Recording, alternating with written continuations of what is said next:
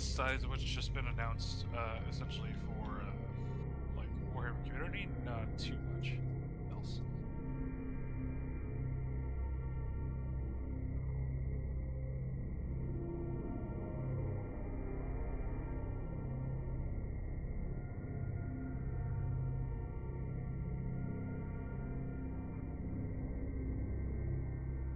Audio is coming through the stream, by the way. The audio is coming.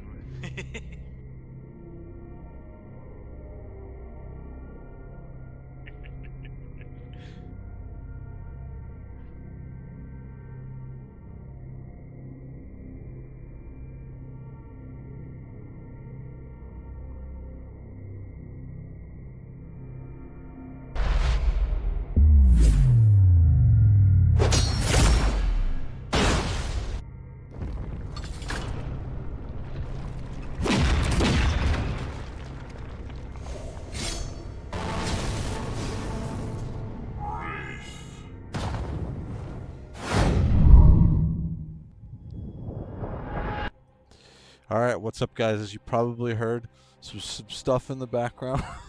I don't know why the mic was coming through. I had it muted. That's actually pretty funny. But so I have T3 Baggins on the line as Discord. We're gonna do some quick chat. We'll talk about some of the stuff for Warhammer 40K. We'll talk about JOYTOY stuff. One of the things I do want to do in the future is I want to expand this out to do like a quick hour weekly thing. And then once a month we'll do like we'll have multiple people on. But I want to see if I can get T3 on. I know you said T3 you were having problems with your camera, right? Yes.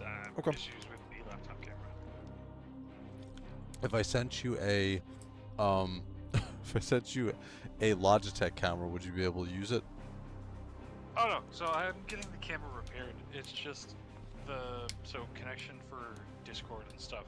It like will lock on, but then it doesn't like stay focused. So I just need to get it sent over to my local spot, which I already paid them the couple hundred to get it fixed. Okay, cool. Yeah, because I'd love to have you live on here, so I'm not the only face talking. So I'm sure that other people. Plus, like I said, I plan. I want to have you on. I want to have Crow on. I want to have Same Time Toys, because I want to talk to people who've been fans of Warhammer 40K for a while and get their take on what's going on with it.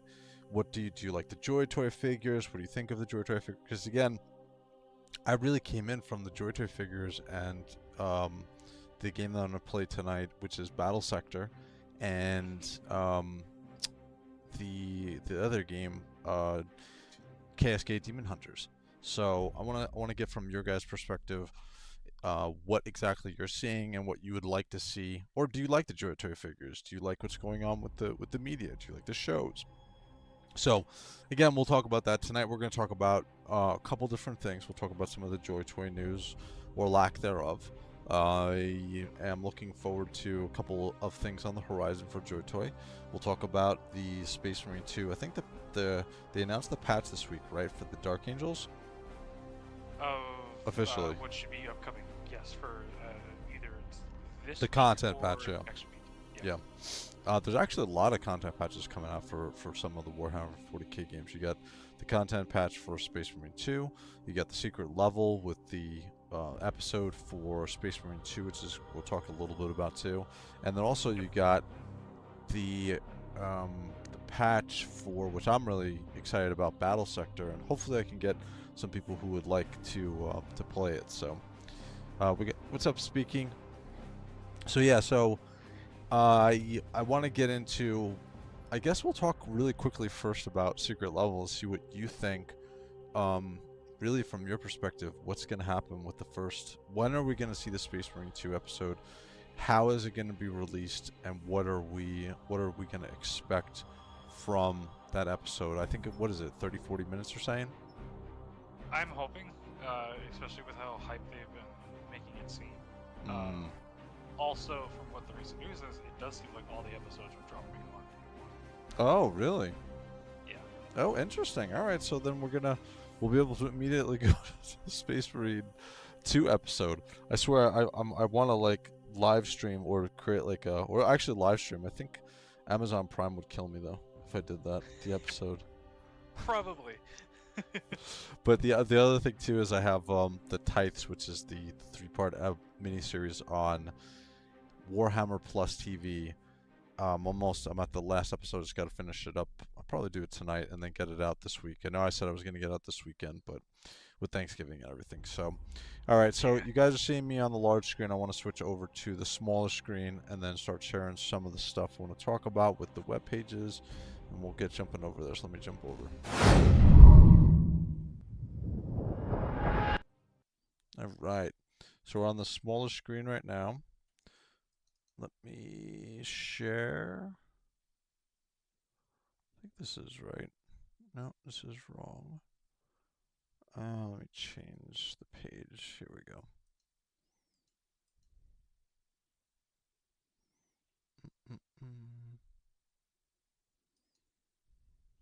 Is that it? No, that's the wrong one. I think it's this one. No, it is not. Where are you? Here you are.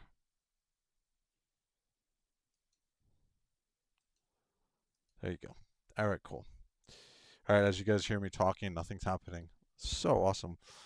So, one of the things that's going to be coming out, which we'll talk about first, which we talked about a little bit, is going to be secret level.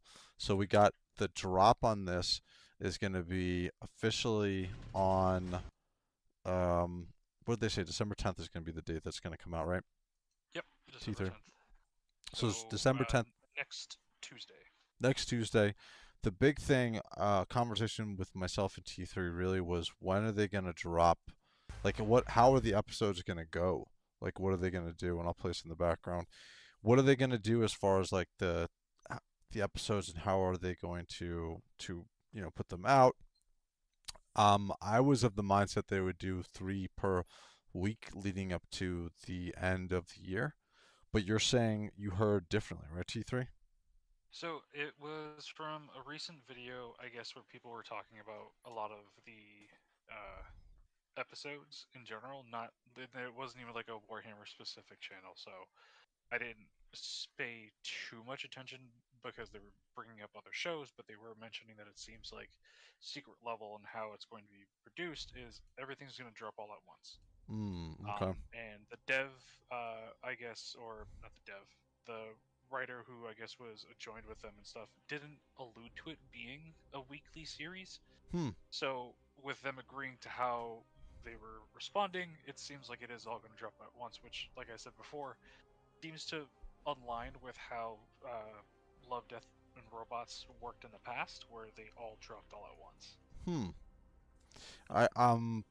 I'm surprised they're gonna do that because you'd think having 3 episodes per week or kind of the new mold of what because when Netflix first started they would do that they would drop all of the episodes on the first week, right when it first came out you'd have all the episodes and people would binge it. I I want to say with the well it's on Prime and they're not doing that with any of the Lord of the Rings series, right? They're episodic, so they're doing a couple. I haven't really watched it, but I think it's like 1 or 2 episodes a week. The same thing with Invincible, another Yep. one that they do like every other like 1 or 2 episodes a week. Same thing with Critical Role, the series. So it's interesting that they're gonna drop all of them. I'm happy because then I don't have to I don't have to wait. I can just Yeah. immediately hit the ones that I want. What is the top? What's the top 5 for you of those episodes? I know we talked about the top 3, but what's your top 5? What's the one? First of all, what's the number one that you're looking forward to? Is it the Warhammer one?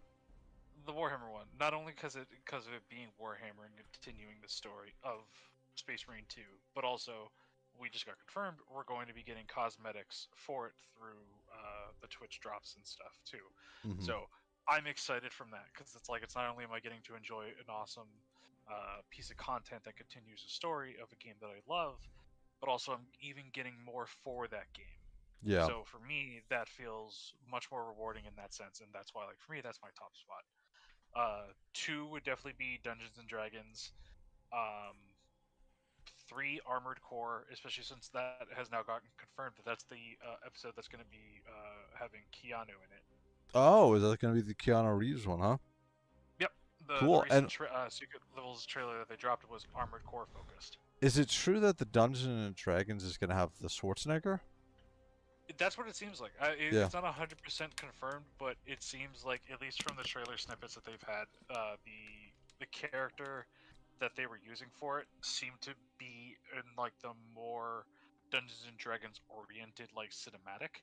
And then when he spoke, and then people have now since confirmed that character is Arnold Schwarzenegger's character that he voices. Mm-hmm. That seems to be what the Dungeons and Dragons one, which is very cool. That Yeah, that's Arnold pretty is awesome. voicing in Dungeons and Dragons. Very cool. 4 for me, I'm trying to remember. I think one will be the. I want to say the Mega Man one, only because I'm just curious to see what they're gonna do with it. Yeah. And then 5. 5, I'm not sure. Like for me, I feel like that would probably be like a toss-up, depending on what I get reminded of, like all the shows, and I can look that up while we converse. Just so Yeah, I'm playing the main trailer right now, which has all of it, all of the snippets of the games on it. I think for me, I never played the game Sifu.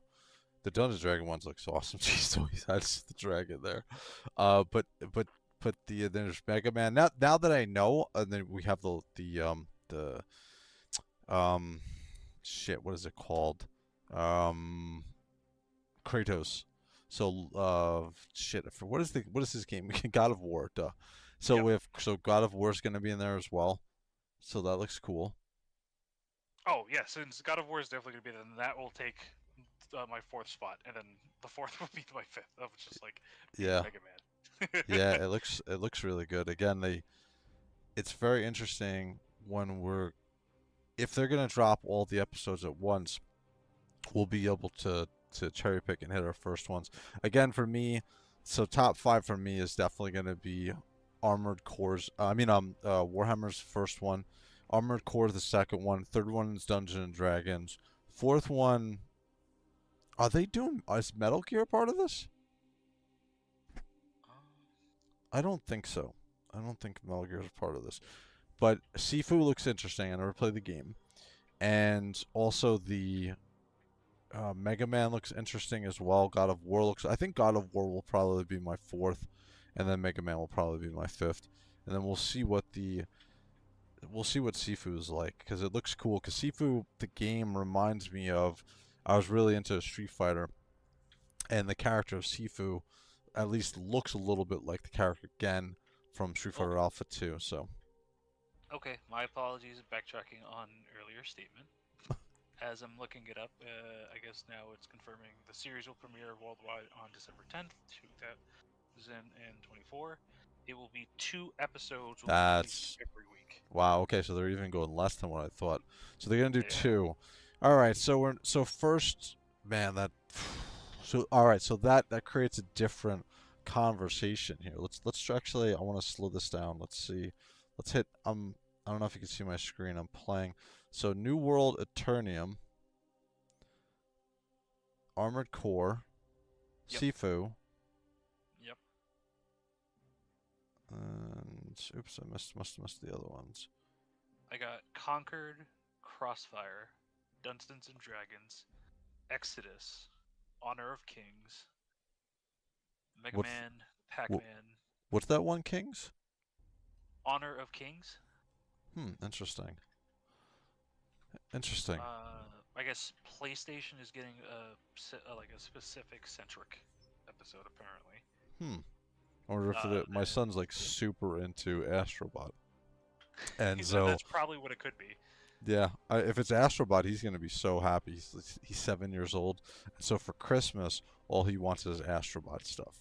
So, so if it's an Astrobot episode, I can pull him in to watch the Warhammer one with me if it's not too terrible with the violence on it. So there you go.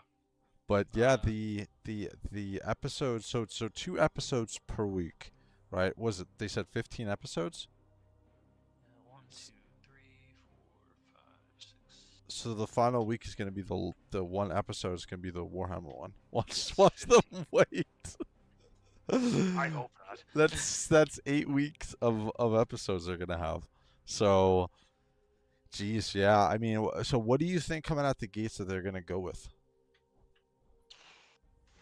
I'm hoping with how much promotion it's got, I'm hoping it's the Warhammer is going to be day one. Yeah, Because it would be very confusing for them to promote it so heavily and then it not be the day one release. yeah, yeah. In I terms agree. of episode 2, now because of the most recent trailer with them prioritizing on Armored Core, I want to say it's going to be Warhammer and Armored Core that'll That be would the be first. amazing.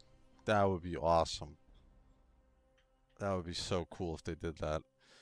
I could see them doing that because Armored Core doesn't have. It's not like I know it's the makers of who came out with all of the Souls games, and Armored Core was pretty big from its perspective, but it's not to the level of some of the other games that are mentioned here. So I could see them seeing Armored Core as like a sleeper hit, and especially because it's the first media that's really ever been put out for it. I think it's going to be awesome. I would love to see Armored Core and Space Marine 2. So you think I'm they're going to sure come off? Armored Core will also get just a lot of views because of it being mecha related. A Yeah, lot of anime mecha fans will flock to this for that episode as well. interesting. Yeah, we got a lot. So the voice, it's kind of weird because I know that they have some pretty big voice actors or actors, period, in these doing the voices for it. But like, I don't even care to be honest with you. The coolest thing is just the fact that it's Space Marine 2. We're actually getting in a good media interpretation. I know it's going to be good, right? What was the last Space Warhammer 40K movie that came out was 2008, I want to say, or what was it? And it was absolute like the voice acting was good, but the animation was absolutely horrendous. Do you remember what I'm talking about? I remember Yes. thinking of seeing it, and I'm like, this is horrible.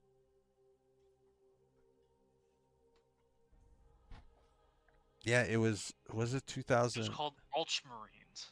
Yeah, let me bring it up here. Let me go see if they have Yep, it on released YouTube. in 2010. Let's see. And yeah, I remember like the voice acting was pretty good, and it definitely felt like it fits with a lot of like Oh god, the someone did a total remaster of it. I'm gonna have to do a reaction to it. I never watched this movie. It looks. Oh man, I'm gonna play a little bit of it here. the CGI is just. Yeah, if we go to some of it. Now this is remastered on my screen. So this is way better than what it was originally. But I remember because I was into Warhammer Fantasy and they were promoting this, and I don't think that this came out into wide release. I think only a couple movie theaters, I want to say, in Europe or in England where this came out. Man, this looks horrible. Even upscale looks terrible. The faces, I remember the faces just look so bad. Oh Oh my god, yeah, God. especially I think it was the chaplain that had like the Yep. worst because he was like old and grizzled. Yep. Yep. Exactly. So I props to this person who did the remaster, which is Witch Hunters Fallout Lab. But yeah, I remember when this came out, I was so disappointed seeing this. This looks so bad. But again, we're going back to what I was saying about Secret Level. This is really going to be the first time that we're seeing something. I want to bring up the Warhammer one because I want to flush that one out of my brain. Um, so bad. But yeah, it's gonna be the first time that we've had like good media for Warhammer 40K, and Yes. I think it's gonna be. Look at that! It looks so awesome. It looks so good. Oh man, I just want to hold on to that picture. Oop, right there, dude. It's so again, so talking about the episodes. So 2 episodes. I I would love to see Warhammer come out first, but I highly doubt they're going to come out with this one. I think we're going to see Sifu. I think probably the middle of the season, quote unquote, is when we're going to see the Warhammer episode come out. I would love it. I think it would be a great idea for them to do it the first episode, but I don't think that they're smart enough to do that. I don't. I don't think so. Yeah. I think they would really be shooting themselves in the foot, though, with how much anger they'll probably get for not doing it, too. Mm. But fair, it's like it's also Amazon that we're talking about that doesn't really do the smart choices with some of their things. Yeah, I mean, have we heard anything about what's going on with Henry Cavill and the Warhammer universe with him? From all the things I've heard and I've like looked up, it's so mixed on whether or not like what's being said is true, what's not being said, because it's like, for one, it's like he hasn't come forward and said anything personally. Mm. So it's a lot of, oh, there's still strife going on between what's going on in the studio, or oh, everything is cleared up, and then it's just like, oh, he's fighting with liberals in interviews about it. It's like these are all just like hearsay kind of thing. Yeah, that's the problem. I remember listening to Valrak talk about it, and if you guys don't know, Chapter Master Valrak is a huge Warhammer YouTube channel, and he does like I think it's every single day he streams. God bless that man. Um, and I think that's his job. I think that's what he does. Um, but he was talking a couple months ago about the Henry Cavill thing, and so I think that what they're saying is the timing of it is going to be sometime in December when they officially have to make an announcement if it's going to happen or not, if he's going to have um a part to play in this essentially. So I would As think. far as what I'm aware on like the whole beginning situation was that he was contracted into like a specific contract where he couldn't easily back out of it, He and could or couldn't. couldn't. Oh wow. And I think that's a lot of like why there's so much hush hush about what's actually happening is Interesting. because like there's nothing being said, so a lot of people are going off of the little things that are either being conveyed or being said, and they're jumping on to adding to what is not being said in a way. Hmm. Um, because I think like around like the whole situation of like what was happening with like the whole Tithes episode when that dropped and Yeah. such, is a lot of the drama had to do with Henry. At least what people were saying was Henry had an issue with Amazon about bringing female space marines or custodies into the Warhammer thing for the show. Hmm. Now, whether that is still true or not, we have no idea. But I mean, I think was it? I mentioned it last week when we were talking. Is like it was like a kind of like uh, look over here at this hand, not at this hand kind of scenario of let's talk about Henry's show. Yeah. Tithes come out. No one was expecting the custodian to show up and there to be the female Yep. custodian, and it ended up being such. Yeah. And again, I will hold any comments about that until after you have dropped that tithes I episode. actually want to talk about that. Yeah, that's the last episode that I watched. The next episode is the orc one. I have a feeling that's not going to be that great. I feel like the first episode was awesome because of the inclusion of the follow up from the Necrons one that they had that which came out, which is what was the title of that? I forgot. Actually, I have the episode right here. Let me see. I blank off the top of my head only because Da, da, da, da, da. seen Let's, it let's technically. go to Warhammer Plus. And yes, I have a subscription to Warhammer Plus. I've had it actually Oh, have for. you decided on what miniature you're gonna get? I already got them. The Oh, the the 1 year one. the 1 year one. They actually sent me because they were supposed to send me. I've had a subscription for 2 years, and they did not send me the one that I was supposed to get. I selected it, and I was like, "Hey guys, like I know I don't like I'm not into the Warhammer miniatures really, but like in painting, but like I would like to have them." So I got Especially if that is part of the offer is actually, painting. yeah. If you're interested and you want them, I got the both too. So if you see, I don't know the glare on the screen. So I got the Space Marine one, the Chaos dude, the Chaos Space Marine World Eaters Terminator, and then I thought I picked That was a two. beautiful model too. Yeah, I picked the Soul Blood. Well, actually, I did not pick the Soul Blood. I think I picked two Warhammer 40K ones, but they sent me the other one because I guess they didn't have the other one. So, um, but yeah, Why is this not logging me in? Let's say subscribe to Warhammer. It's probably gonna realize I have a remember subscription. I had subscribed during like the first year, and like they barely dropped any content, and I was just happy because I got the assassin that was like up in the tower of like the Sisters of Battlehead, and I was like, I'm happy. Oh yeah, actually, you know what? Your next free miniature, you'll be able to order your chosen miniature for free. Both exclusive miniatures will be. So this, so they it looks like they have an Astra Militarum one. Is that right? Is it?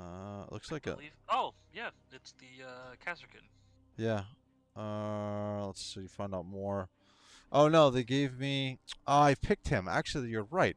I did pick him, and they sent me the other one, which is the one I just showed on the screen, which is the Sigmar one. So Oh, they that's sent weird. me Carlin von Kastenstein. Is he a vampire? I'm gonna guess he's a. Well, no, I guess not. But yeah, so this is. So I already got. So I got my 2 free miniatures. So let's go over to Warhammer TV because I want to see. Shoot, I forget the name of the series. It was actually really good. Here it. Oh, Pariah Nexus. Here it is. So Yep. the Tithes is a continuation of this, and the animation was really good.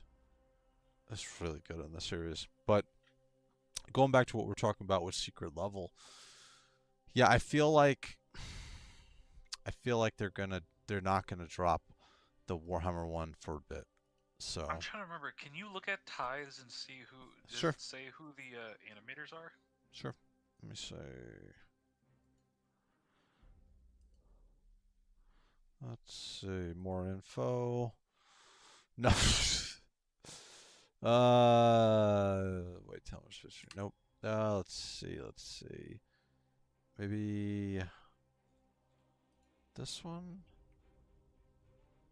Um, this is the trailer. Maybe at the end of the episode. Let me try to play this and see. Let me go right to the end and see. Let's see. Because I forget if M2 so. animation they're saying is the animators of it, but they Okay. don't give the credit as far as like the specific people.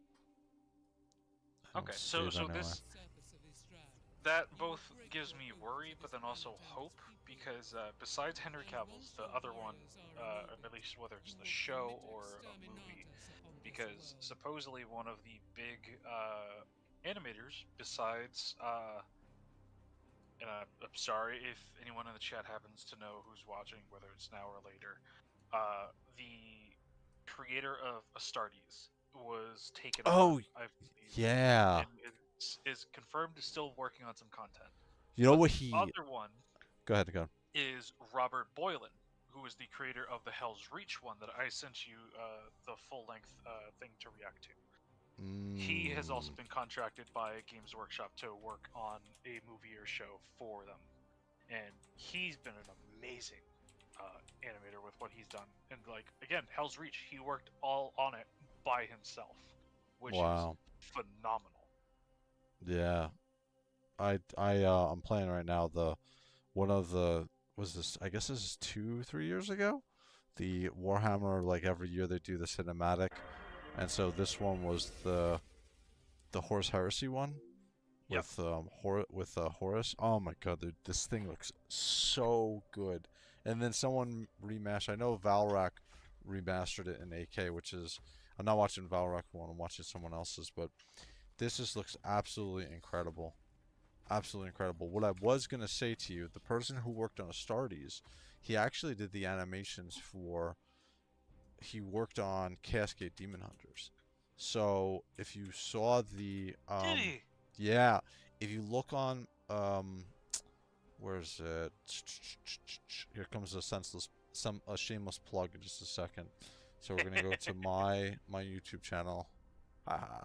And we're gonna see. I did a where is it? Where is it?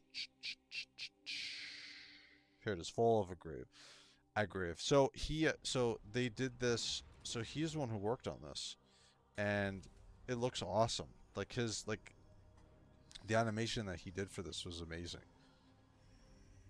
right? Agreed. And so, like, oh my god, this looks so great. From not like from the animation, the sound design that he chose for like the Everything. heavy footsteps of like the Marines charging through that hallway, all of it, yeah, Yeah, just absolutely. phenomenal. Absolutely everything. This game I still love. I still love this game so much, dude. Still love this game. This is what initially got me into, well, obviously the Grey Knights, but like wanting to play Kill Team over the tabletop because I feel like this plays very similar to Kill Team where you're controlling only a couple of units and it's really just Have uh you gotten to play the DLC for it? yes, oh god, yeah. Yeah, Okay. I played this game over, I think I'm up to 900 hours. And I'm not kidding. Like I played Whew. the garbage out of this game. Um I've played it so many times, dude. One of the things that I found out was because it's very hard and unforgiving in the beginning. But one thing I found out how to cheat in the game is, so the whole game is based around, or the actions of the game is based around a lot of um, I would say crits and stuff. So what you want to do is you want to get a very crit heavy build, and what winds up happening is you get action points back. So excuse me, you'll do something, you'll crit, and then you have that ability to get your points back based upon a percentage of when you crit, right? So let's say your crit percent is like 50%, right? So you crit, and then on top, if you get a crit 50% of the time, you get that action point back, so you can do another action, right? So what I found out was the game will only, like, for instance, I had 90% chance to crit on my ability, right?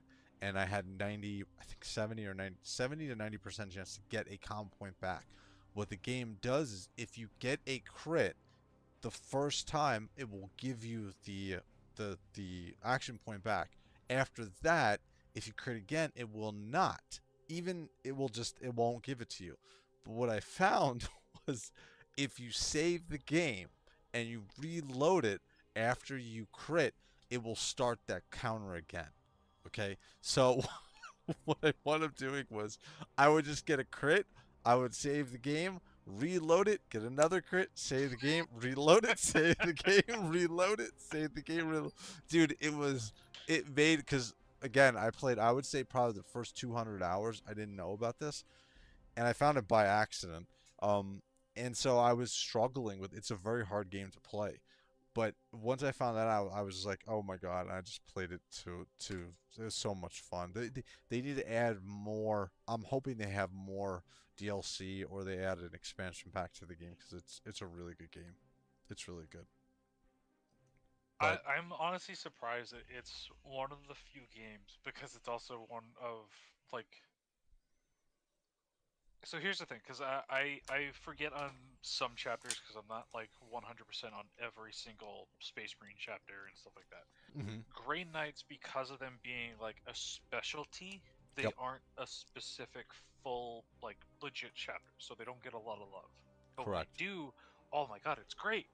And then especially for a video game and like a one that isn't just PC focused like Dawn of War series, Yes. which as much as I love that series because that's what helped get me into the Warhammer, I like if it could have been remastered. Oh god, I would love if it gets remastered and comes to consoles.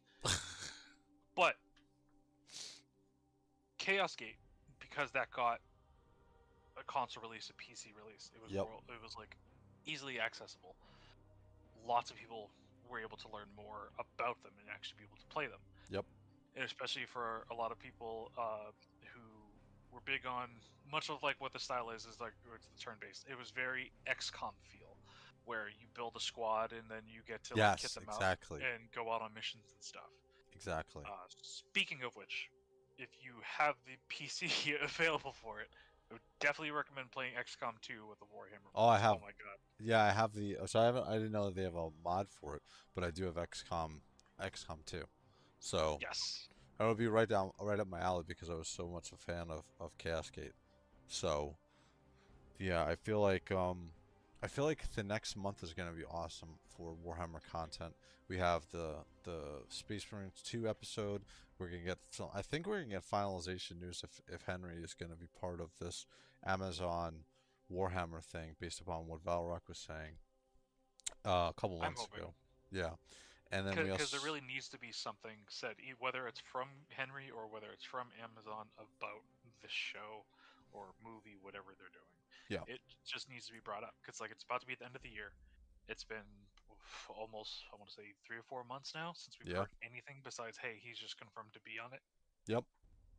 Yep. I hope again. I hope we get some clarification about what's going on with it, because there's a lot. Obviously, everybody's waiting to see. I know Henry. You know, he's a big Warhammer fan. He's a he's a nerd. So we know, especially from his experience with The Witcher and some of the information that came out about why he left. You know, a lot of people would feel safe with Warhammer in his hands, or at least one of the guiding participants of this media 40K essentially moved to. So yeah, so this month, December, actually, yeah, we're in December 1st. So we got the Warhammer 40K episode of Secret Level. We'll see whenever it drops. We got the Space Marine 2 patch, which is going to be coming out. So the patch, I'll jump over to Steam really quick and I'll show that. So from your perspective, what is the big thing coming with the Space Marine 2 patch? My big excitement will definitely be the new operations mode. As much as I still haven't played 7, just because I'm waiting for us to go through it Yep. and experience it together, because I feel like I've already experienced the first 6 operations, but 7 and 8, which will 8 will be dropping with the update. I'm excited about. We can experience that together and Yeah, everything, that's so cool. that'd be fun. Yeah, I want to not normally on Sundays I like to do the Space Marine 2, but what I want to do, which we'll talk about, is the Battlesector. I want to throw some flowers at it because it's such a good game, and it came out about the same time as Cascade Demon Hunters, and I don't think that a lot of people really have played the game or understand how good it is. That was really my introduction to really loving Warhammer. So again, that would be awesome. So mods, what did they say? What is this mod support thing? We seem incredible. However, we developers must also ensure game stability. Um, You're mods will be. talking about Battle Sector? No. I'm looking at the Space Marine 2. Um, the note was this from November 20th. Oh, so I believe they're adding mod support for PC at the current time Mm, for Space Marine. I got it. I want to say that that's for like a lot of the stuff you can do for more PvE mode, as much as there have been some instances of people modding weapons and classes and using inside PvP, which is Oh, I big got it. no-no. Yeah, this is why, and they're saying this is why, starting with our next big update in December, mods will be prohibited from public online sessions. That means you will no longer be able to enter a public game if you have mods installed. Okay. I mean, I don't have any Yeah. mods installed. Do you have any mods on Warhammer 40K? I mean, Space Marine 2? No, because I'm playing through console. Okay. Oh, that's right. That's right. You're not playing on the PC. Yeah, No, not interesting. yet. That's interesting. So where is the um I wanted to, so we have the November, here we go. November 12th, we reached 5 million players. This game, I'm very happy, super happy that this game was one of the big successes of the past year. The amount of time and effort that the developers put in this game, you could tell that they were fans and the little things really mattered to them. They understood that. It almost feels like, remember when Lord of the Rings first came out and you were watching the movie and there was the little things in the background that you noticed, or how like the armor was real. Like it felt like a real world. This is what the game of Space Marine 2 feels like to me. It feels like catered to. It feels like the people who made the game really loved Warhammer 40K and were making sure that it was part and partial to what they were presenting to, the greater fans of the game. So same thing with, I know I'm gonna keep going back to this, but Demon Hunters Cascade is such an awesome game, dude. It's so good. The voice acting alone, if you, the music in the background that you're hearing is actually from the soundtrack of Cascade Demon Hunters. So it's the Inquisition when the Inquisitor first walks in. But yeah, I think that next month or this month, December, there's a lot of things coming. Like I said, we got Secret Level, we got the Space Marine 2. Is it going to be paid DLC? Is that what this is? All free. Oh, it is free. Okay. So it's free DLC of the Dark, based around the Dark Angels. And then we also have on December 10th, the same day that the secret level episodes are gonna first two episodes are gonna drop, we have Slytherin, which is the game developer of Battlesector. They're gonna be coming out with a they're going to do their like yearly diary for next year. And one of the really cool things about this is they're going to be releasing the Astra Militarum as a playable army, not on the campaign, which is what I'm going to play in a little bit later, but the campaign is still the Blood Angels, but the online component of it where you can play against people where you have, I think they have this like capture the world mode that I played a little bit of. You'll be able to play the Astra Militarum on that. So I know that they have, well, they have the orcs, they have the Tau, they have the Necrons, they have the, Battle. yeah, Sisters of Battle, they have the Chaos Demons. So they have a lot of different armies that you can use. And from, again, this is my first experience. I've never played the tabletop. Hearing it from Valrak about this game, this is the closest game to the tabletop outside of Tabletop Simulator, where you're literally playing just the game. This is a video game version of the tabletop with armies and you can move your characters around and stuff like that. So it it's it's really cool. And again, like I said, they're going to talk about their diary for the next year, about their roadmap for this game, because Games Workshop gave them the okay to say what they want to do. So they're going to be the ones who are going to decide upon what is the next army, what is the next DLC, what they want to do. They're giving, from what they're saying, Slytherin is Games Workshop gave them free reign to decide about how they're going to take the game. And that's really exciting because I want to see an expansion pack to this game. I want to see I know that they did the Blood Angels and the Tyranids. You can also play the Nids in this game, but I want to see, not Ultramarines. God, not Ultramarines, because we get too many.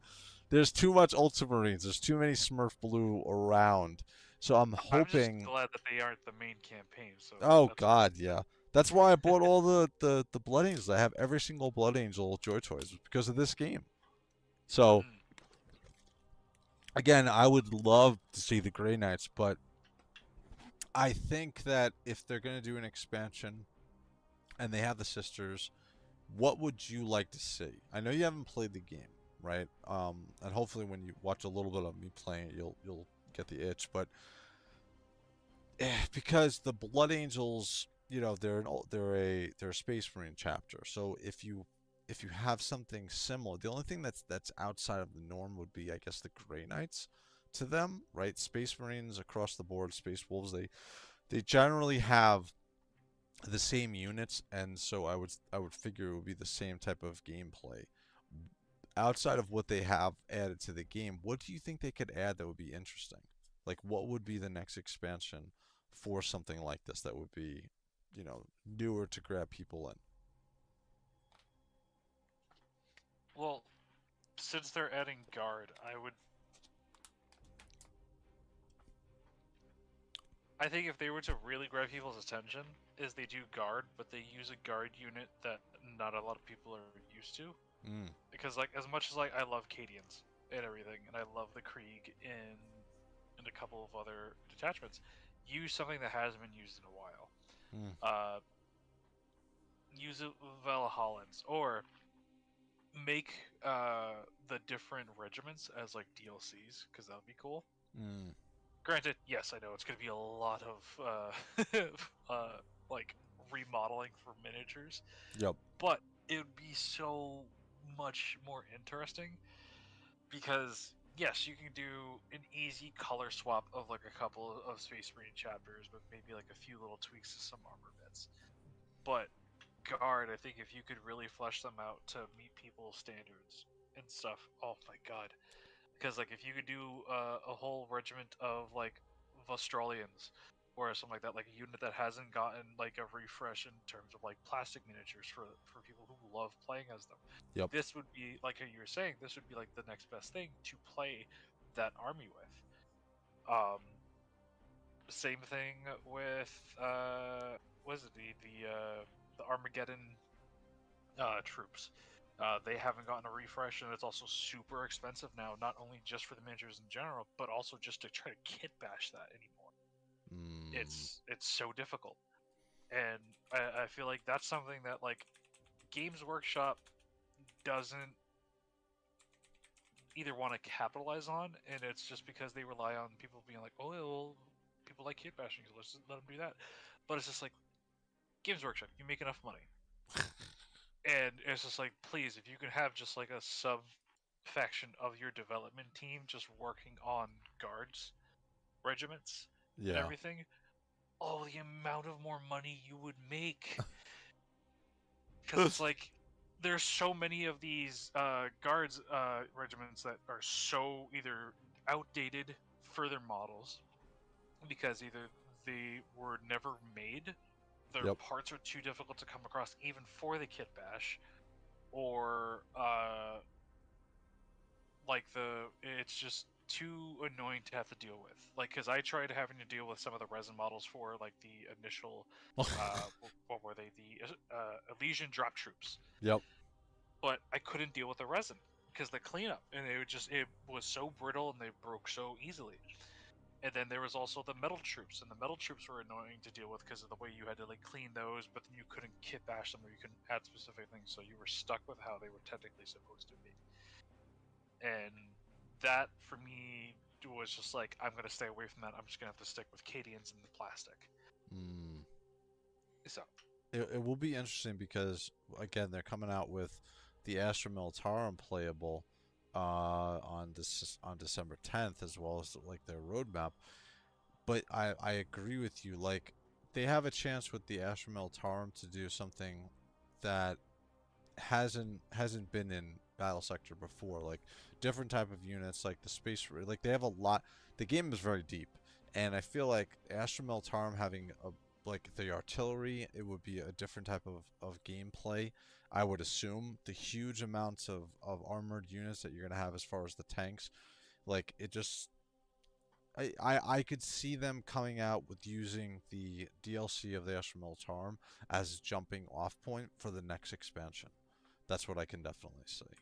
So I just one like I said again, I've just one of the things that really got me into Warhammer was the Battlesector game, right? It was a combination of the two things. It was JOYTOY figures when I saw them, and then the Battlesector.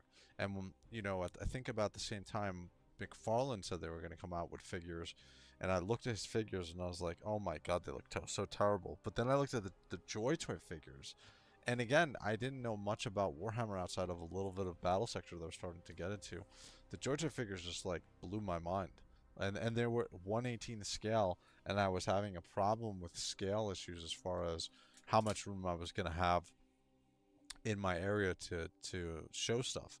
So the JOYTOY figures just fit perfectly. And again, like I said, the Astra Militarum expansion or the DLC that they're going to have is going to be awesome. I really think I agree with you. I think it could be a good jump off point for them to do something really special for people who really like different sects of the Astra Militarum if they come out with an expansion pack. And I think an expansion pack would sell for this game. oh, definitely. Right now you're And then saying this is the Tau. if you don't mind me asking, are there different maps you can play on, Yes. or is it only like a Yep. specific? Okay. Oh no, there's very different maps. So you get different planets.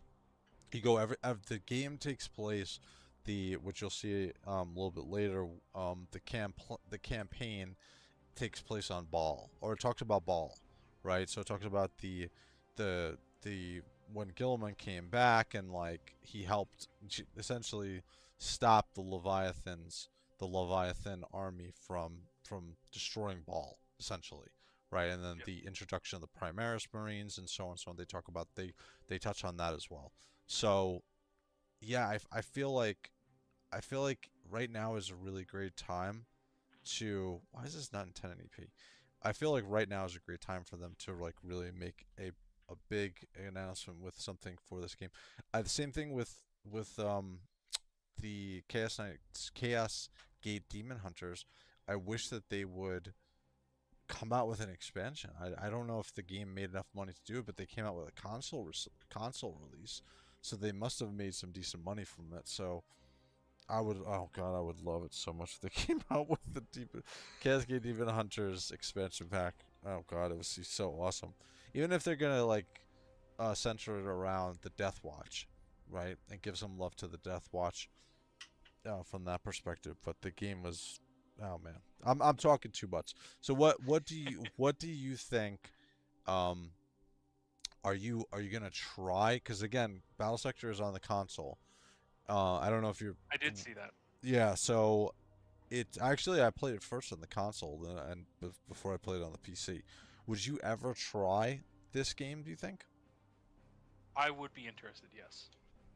Um, Especially like I think I would probably wait just to see what they're offering for the guardsman unit, and then Hmm. that would probably definitely push me to make that jump additionally.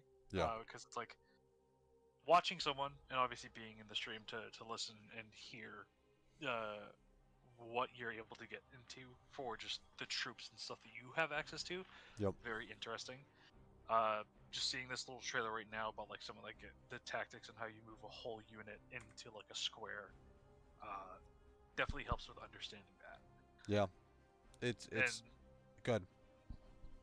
like from what you know of Space Marines, does it seem like the units that you have access to on here matches up with like Yes. models of what they have? Yeah. Oh Okay. god, yes. Yes. They have So the then I would have Fury. high hopes for guard and stuff like that. So like that's probably what I would jump into. Yeah, the they did a great job again from my perspective, not knowing about, I never played the tabletop. This was like a strategy version of being able to play the miniatures of the JOYTOY figures, which I had started to get, and I was super excited, which is why I jumped all in on. I bought every single Chaos Black Legion that came out. I also bought every single one of the Blood Angels, right? Because it was so awesome.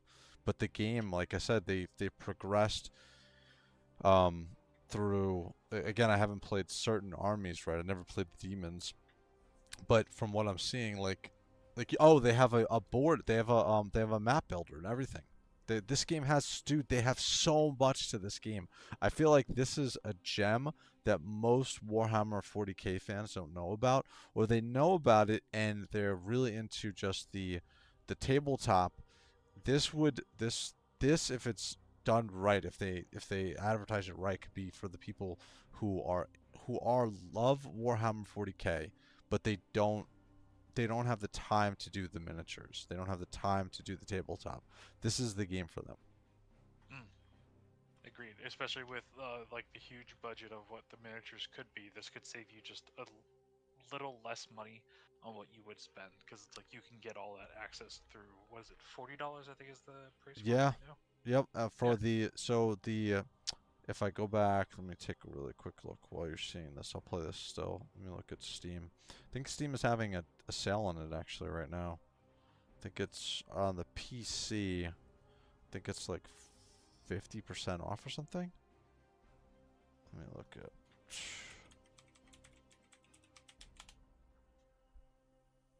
Yeah, you can get the game 50% off. It's $20 right now. I would highly recommend anybody who has a PC to get it. You could buy the DLC, you could buy the whole pack with all the DLC and everything in it. I think it's like $50 because each of the DLC was like, I want to say like 15, 10 to $15, and even that is discounted right now. So they got the Orcs, the Necrons, the Tau. They have the Sisters of Battle. They got the Demons, and then they have the Astra Militarum, which is coming out. Yeah. It's awesome. Again, I think one of the things that most people don't know is they have the terrain builder and the map builder, and there's so many different levels and there's so many different planets that you can mess around with. Everything from a desert planet to there's a frost planet, to jungles for the homeworld of Tyranids. Like it's again, it's really good. You'll see some of it. I'm not going to play. I want to get this week, see if I can get through the campaign, but I want to give you guys a taste of it. But it's really good. I'm very excited that they're coming out with the Astra Militarum. So we shall see. So from your perspective, what we'll piggyback. We'll go back to the secret level and we'll finalize this. What episode do you think we're gonna see the first week? Do you think it's gonna be the Space Marine episode? Again, based off of like how they've been promoting it, I'm hoping it is what they've been pushing the most, which is Space Marine and Armored Core as of right now. Now they could absolutely do a 180, and because let's say secret level and like the producers and everything know Conquered hasn't done the absolute best, Yeah. they could probably do, oh, let's promote Conquered first, and that could either do good Oh, for them Concord. because Oh God, that's right. They have that episode coming out. and Oh, be you that know like what? I think they're gonna do. I brings think. everyone in, absolutely crashes, and just like no one wants to come back because you started the series with a absolute bomb of an episode. Yeah, they're gonna have to hide it. Maybe they'll do Concord and Warhammer episode at the same time, so that Oh, so you can kind of hide this shit, and so they don't get absolutely killed on all the media outlets for for the episode. Watch it I be a could. good episode, and the game is like the game's done. Didn't it And take I like mean, 10 I would like years? that for them. At least have the, like I said before, let them have that one good thing. But it's just Yeah. like if they were to do it, instead of it being Warhammer and Armored Core, because that's two really good shows dropping on the same week. Yeah. Yeah, have it be an action-packed show, and then maybe the light, more family-friendly episode also to go with it, so there is like a balance between the two. Yep. Like if Yep. you dropped Warhammer, but then all of us also gave us Spelunky or Pac-Man or something to go alongside it with that week. That I feel like that would do well because one is like, hey, you get the big episode for you as the adult, but then you also get to show an episode that you can show to your kids and Yep. stuff. So that's how I feel like if they were to make like the better decisions, it'd be something like that. Yeah, I feel like I really feel like they make the right decision with like showing with like making sure that they package everything correctly. I think that would be a good idea to do the Warhammer episode the first week. Not because I'm just saying that, but because I think that you want to get things off to the right start. So I feel like that would be awesome. I feel like that's the direction they should go. So oh wow. So JOYTOY. So did you? Oh, I didn't know this. Is this considered new? Huh. I'm looking at the JOYTOY stuff because I want to transition over to the Warhammer 40K JOYTOY stuff. And so on the website, when I go to the JOYTOY, again, Tau Empire Commander Shadow Sun, they're saying it's new. I think this is an old. Shadow Sun's getting announced. Oh, Yeah. I know that they came out with the Tau. I didn't get them, but I know they came out with the Tau. Let's see. We'll see if it says pre-order if it's new. Did I spell that wrong? Oh yeah, it's apostrophe between the two. That's why. That's why it's not coming up. If no, this is an older one. So this is the Tau that they've had that have come out. Wow, they're sold out. They didn't make them in super large quantities, which is one thing you'll see with JOYTOY. They will re-release some of the figures, but like the Tau is a perfect example. There are it's not so from a Warhammer 40K tabletop perspective, is Tau, would you say popular, or would you say it's like middling for like what people? it's mixed. I at least since I like my area, I know we had a couple of Tau players Mm-hmm. back when I was actively going to the store and also my other local game shop and played or just watched. There were a couple of Tau players, not a lot of them. I want to say were like very serious Tau, and it was more just like the occasional one or two people who were big Tau players, just because they loved the gun lines, and they were like always trying to just make sure that they had a competitive list I can go with. What seemed to be popular inside my area, which were Guard and Space Marine, but then also just Chaos players. Hmm. Um, I would say a lot of them were just more making Tau armies just to go into the whole space weeaboo, like communist, like meme of it. Not so much for it actually being like their main army. Interesting. So what? So let me. So are the Tau? No, I definitely know this answer, but I'm gonna ask. I'm gonna ask the question anyway. They're not the most. Are they the most popular Xenos, faction in Warhammer 40K? I don't think so. I think the Tyranids probably. No, yes, Tyranids 100% are the big one that I have seen a lot of people flock to, especially new players. Even when like they're shown the Space Marines and they're like kind of interested. As soon as like I've seen a couple of them get shown like the Tyranids, they jump on that. I know I've gotten a few friends who have jumped into the hobby and stuff around when Indomitus was dropping, and their first thought was, "Oh, I want the Tyranids. I want the little bugs." Mm, One, because like some of them were just like, "Oh, I find them cute," or another one was just like, "I just like the idea of giant fucking monsters." yeah, I think when especially same thing with me, like the first JOYTOY figures I bought was the I want to say the Black Legion, and then from the Black Legion, um, then they started coming out with I think the Ultramarines and the Blood Angels were out at about the same time, and even back then when I didn't know too much about it, I think also because I was playing Battlesector too, I didn't like the Ultramarines. Thank God I did not buy the Ultramarines because dude, they have gone overboard with the amount of Ultramarines that they've come out with. Like it's absolutely crazy how much that they have for them. So, speaking with those Tau mechs look really cool. Yeah, Tyranids and Orcs are most popular. He's saying so. Speaking more so saying the Nids and the Orcs are Yes. the most popular. Where does the Necrons? Because I feel like they're really powerful in the tabletop game. And which is newer? Is it the Necrons that's been introduced into Warhammer 40K, or is it the Tau? I want to say Tau are semi older.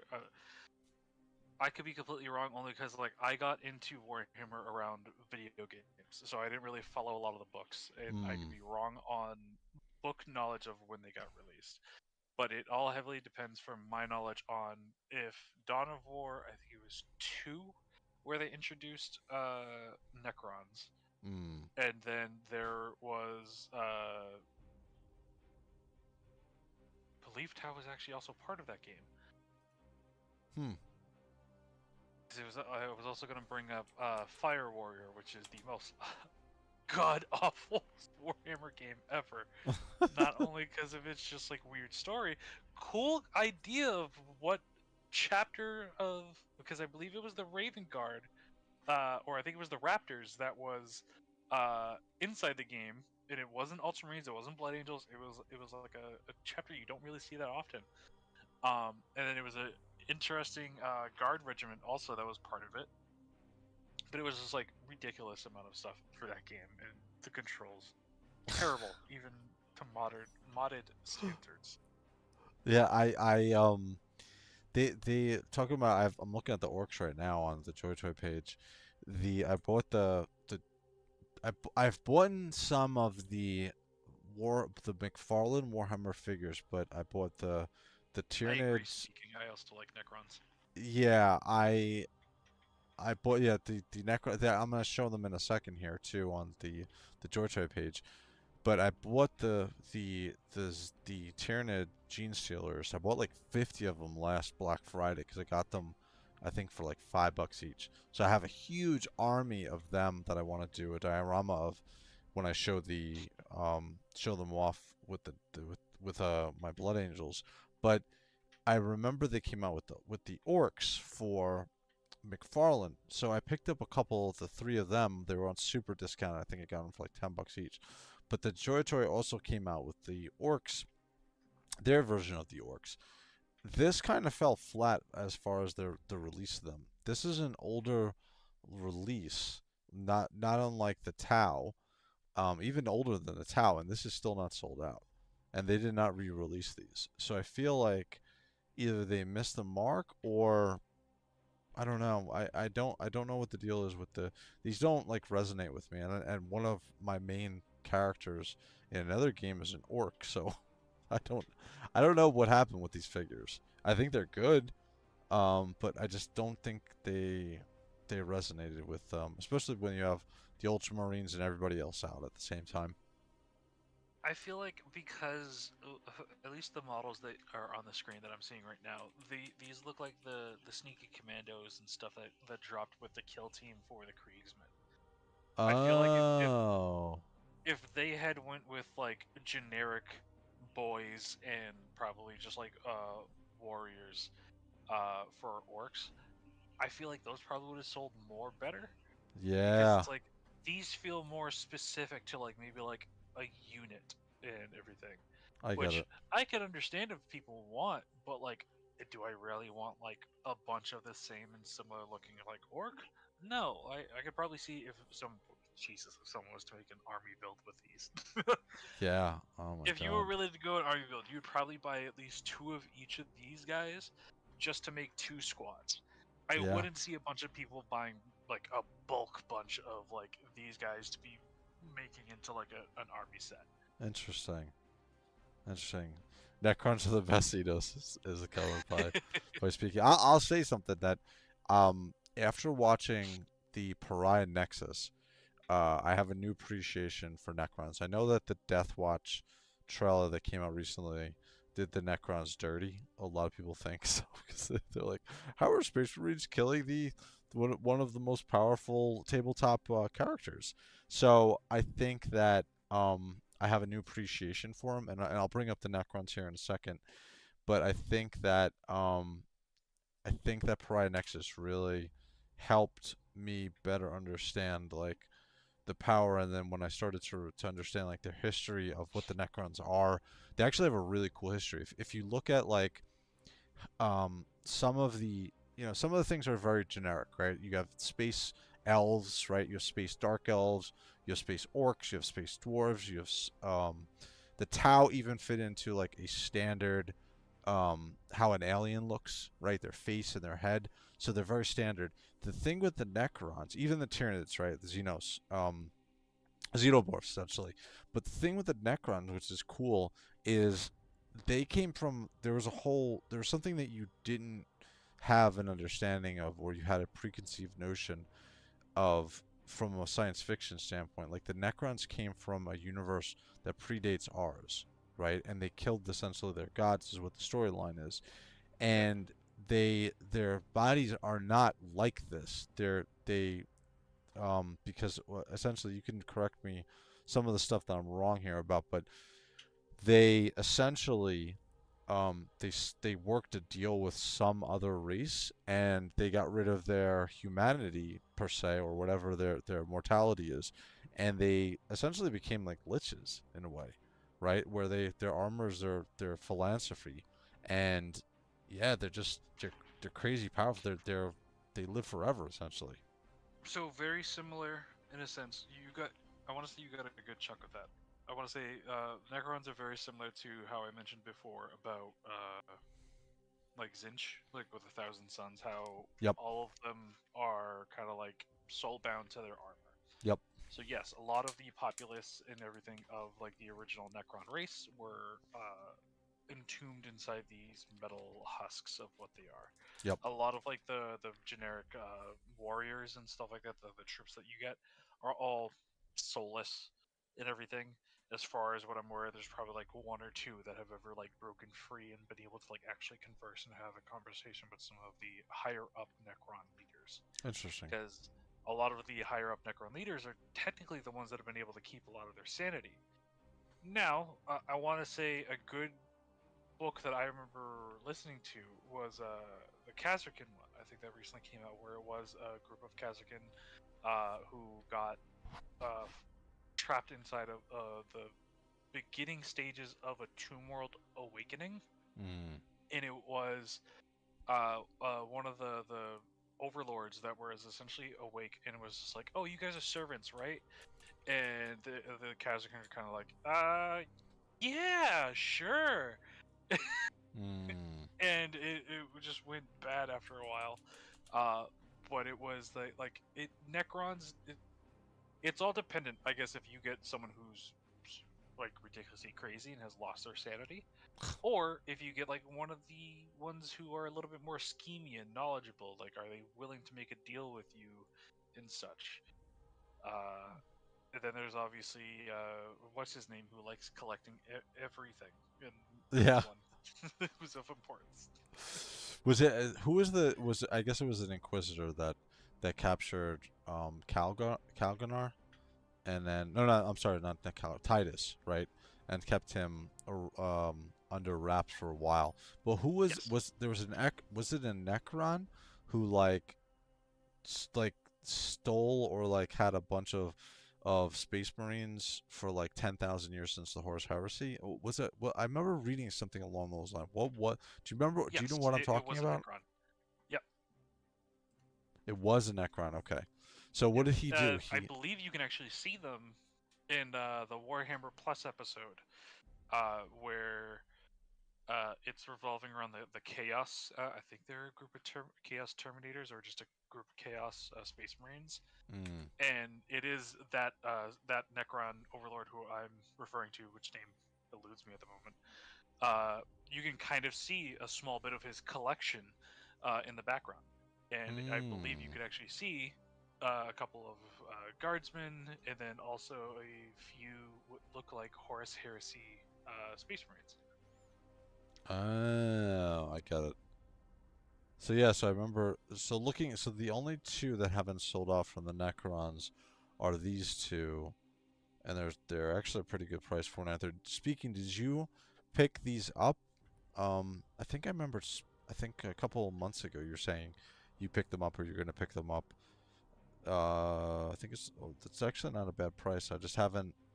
Um, I haven't gotten these in hand to see. Again, they're very skeletal in their look, and so I have a question apart from, because if these are similar stature to the um to some of like the Astra Militarum or the smaller bodies, they might have problems with some of their gummy joints sitting in the frame of the body and not turning correctly for the arms. So I'll be interested to Mm. see from speaking if you got some of these and what your experience with these ones are. Because again, I got the Krieg. I had one arm break on my Krieg, about a year ago, and so um, I'd be interested to hear what your experience is with these. So. All right, so we went over these. We went through the Necrons. I think that covers pretty much all of the Xenos that JOYTOY has come out with. But I just want to show you something really quick. Look at this. Here's the Ultramarines, dude. Yes, I got a ton of JOYTOY Necrons. Did you get all of the ones that came out for were you able to purchase all the ones that originally came out for the Necrons from JOYTOY? Now, all right, so I'm gonna show you something on my screen, dude. This is insane. This is insane. This is just the Ultramarines. There's 3 pages of this. Ugh, I'm not surprised. Look at this. These are not the same pictures, guys. All Look at from this. Horus Heresy to modern. Yeah, I have two of the Beatrix guards, right? And I have Rabute Gilliman sitting above my head. I'm actually redoing all of them. But I have two of the Vitrix guards. These are the only two Ultramarines I have.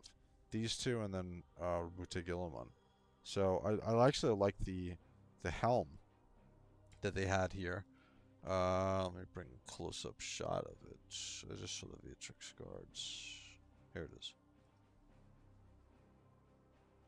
So the helm was pretty cool. Yeah. Let's see if we can get. Yeah, the helm was pretty cool. Like the whole mouth and the looks like an angel on his angel or an eagle on his face. Yeah. So it just again, I'm gonna go back to here, dude. This is just Ultramarines, dude. This is actually I purchased this. I actually pictured so I did pick up a fourth Ultramarine, but what I'm doing is I'm gonna turn him into a Tech Marine for the Blood Angels. So I'm gonna remove his leg, and I'm gonna remove his pauldron, and I'm just gonna stick a Blood Angel's leg and a Blood Angel's pauldron, and I have the replacement where I'm gonna throw the parts at. So I have a Tech Marine because in Battlesector, the Tech Marine actually plays a really large part in it. So look at this. You know what I'm angry with? They did not. So they came out with I would love to have this for the Blood Angels or this. This makes so much sense to have some sort of vehicle for the Blood Angels. The Blood Angels don't have. Look at, dude. This is 3 pages of Ultramarines. 3 pages. Then we'll go over to the Blood Angels. Blood Angels. Dude, it's crazy. They just came out with the Horus Heresy versions. They're cool, but they're hard to post. Yeah, I found for a good deal. Perfect. So you did get them all. I will say this: if you take a figure from the Horus Heresy, and you take one of the original or pretty recent release of the Warhammer figures, these are more floppy. The Horus Heresy figures, man, oh my god, you can just feel, which is why I'm so excited about the Blood Angels ones, because the quality on these figures is so good, dude. It feels, I wouldn't say it feels like night and day, but you definitely can feel a difference as far as like the quality and the build. Like I think that JOYTOY really, after a couple of years of doing the figures, and as far as like the Horus Heresy figures, they really threw everything at these figures. And then these are the first couple you're gonna see. I have all of these on pre-order. I have these that came in already. I gotta open them up. The Terminators I think are coming next week. Yeah, I have every single one of these figures you see here. I have these. Look at, but it stops, right? So we start getting into the Dark Angels because I put Angels. I think no, I put Blood Angels, but it starts to get into. Speaking, are you referring to the JOYTOY figures, or are you talking about like tabletop in general? JOYTOY figures. I apologize. JOYTOY, just JOYTOY specifically. So if you take like all the original releases of JOYTOY that are not 30K, right, and you compare them to now, as far as like 30K figures, specifically like the Horus figure, the Abaddon, or the just Aaron Terminators, these figures are the 30K figures are so good, dude. I like the other figures, and I'm very interested to see if, for instance, when I open up the Sanguinary Guard, if they continue the quality, because these are newer and they have a better process for making these figures. Dude, these, oh my god. I really wish that you could hold like Abaddon in your hand or one of the Justarian Terminators. These figures are amazing. They're really good. Hands down. Yeah, At some point, I'll definitely have to get my hands on something. Yeah, so speaking mostly, yes, 100% the Ultramarines are definitely the most popular of all of the Warhammer 40K. Would you concur with that, good sir, Mr. T3? I mean, yes, but are they truly the most popular for keeping as Ultramarines? Probably not. Mm. I mean, like, here's the thing. If you look at the generic models, are Ultramarines always posted up as the poster boards for every box that's ever dropped? Yes. Yes. But I buy a ton of Ultramarine boxes for their troops, but do I turn them into Ultramarines? Nope. I use them for Space Wolves and just upgrade them. And I'm Mm. pretty sure I'm not the only one.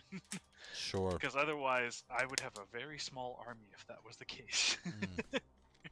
Yeah, I agree with But you. yeah, it's just like I like how you were just saying about the tech marine about customizing him into a blood angel. I'm sure there's lots of people who buy a lot of the ultramarine bucks from JOYTOY, turn them into other things. I know it's been one of my thoughts if I ever dipped my toes into it, but it's like that's also an expensive kit bash on my end. Yeah, tell me about it. Tell me about it. So I'm looking at the salamanders right now. These are probably so I have the I have the Blood Angels, I have the Grey Knights, I have the Sisters, I even have a couple of the Dark Angels. But as far as like complete collections, I'll get every single Blood Angel, I'll get every single Raven Guard is the new one. I'll get every single Raven Guard that's come out, and I'll get every single one of the Grey Knights that's come out. I think the Sisters are the same thing. I think the Tyranids and the Chaos Marines are the same thing. I I am very tempted to buy the Salamanders. Very tempted because I know Vulcan's coming, right? And that's kind of the thing that I'm holding off on because seeing having these 30K figures in my hand, like it would be nice to have these ones that they originally came out with, but like man, like the 30K Salamander figures are gonna be unbelievably and you know, not meaning so, but it's gonna be fire. Like it's it's literally gonna be amazing. So much so, I actually created a bunch of animated pictures of Vulcan just for when he comes out because I'm already like ready. I know immediately I'm gonna immediately order him day one.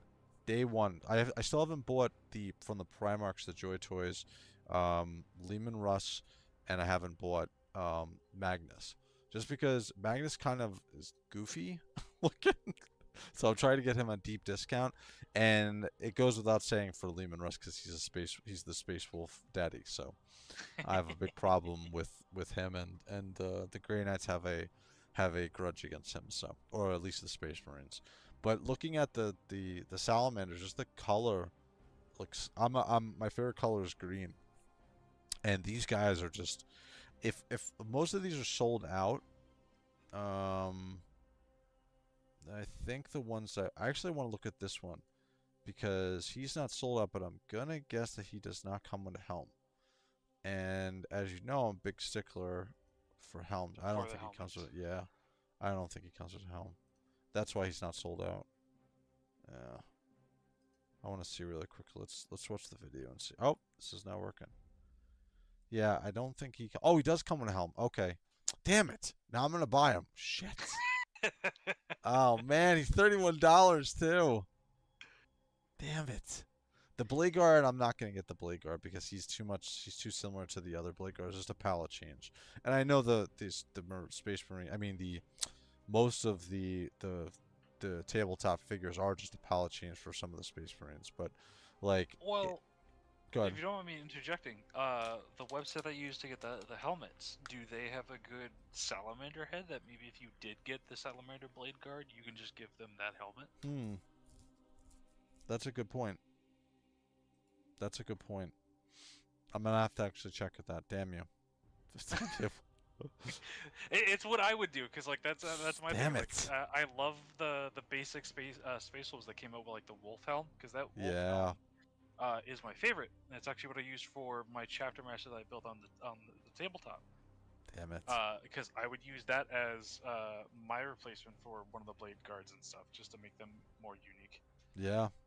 So they have. So here's Ajax.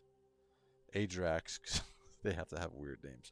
Um, but he's actually available on Amazon and um, AliExpress for like $40. He looks awesome. So if I was going to get some of these, I would pick up him because he comes with the helm. I'll pick up Ajax, even though he doesn't have a normal helm for some reason.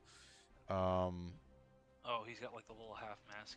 yeah, he's got the half mask for this, so I'm not a. I just don't know why they do this. Like they should always come with a helm. Like one of the coolest things about Warhammer is the helm. That the cloak looks cool. I do love that inside a secret level, we got more confirmation on how the helmets are put on and how they fasten.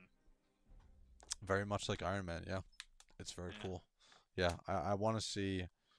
JOYTOY has some really cool non 40K mechs. Yeah, they I actually bought one of the JOYTOY mechs. The only problem with some of the other stuff that's not official that I've seen that's not official 40K by JOYTOY is it seems very flimsy is what I'll say because I bought one of the mechs and I was not it feels like if I dropped it, it would immediately break. I know if I drop some of these JOYTOY figures, not that I'm going to, but if I drop some of the figures, these guys will not break. Like even the first edition figures won't break. Maybe Rubuti Gilliman might break some of his tiny parts. Like Abaddon, I know won't break. Like he'll probably dent my floor. Same thing um with the Nemesis Dread Knight. That'll probably I could probably kill somebody with that thing because it weighs so much. But that's my problem with the some of the other JOYTOY mechs is you can just tell they're not well put together. Or not that they're not well put together, but they're flimsy is what I'll say. It feels more like a model than it does in action figures. Is probably the best way that I would say it. So um moving over to Cool Toys. This is where I order all of my figures from now, especially since I had the problem with JOYTOY before, with the customs issue where they were sending the figures. But yeah, I want to show you some of the custom. If I go to, because I was showing you the other day this one. This I ordered from JOYTOY. So it's the what is the Sword of the Emperor, right? If you compare it to the one that was officially by JOYTOY, which came That from set of two Blood Angels Terminators was nice. I think they're coming. These are the new Terminator bodies. These are coming, I think, next week. They're officially gonna come out finally. I ordered these a while ago, but yeah, these are the new Terminator bodies. But um, from JOYTOY's website, and I'll show you in a second here. Is this so? Does Gilliman have the Sword of the Empire? Is that what the deal is? Yeah, I believe it's each of the sons got like a piece of their father to wield, I or get it. just to like keep inside their chapter. I get it. So the shield is with the lion, right? Yep. And then the sword is with Gilliman. What are some of the other things that some of the sons got from the Emperor? If I remember correctly, I believe it's Did Lehman Russ get his hair? no, I think it was the spear, Oh, he got the spear. Okay. which My is why it's like blasphemy a is lot of really solid. people Oh, are interesting. expecting Lehman Russ. Like, there's two ongoing ideas of what they expect Lehman Russ's return to look like.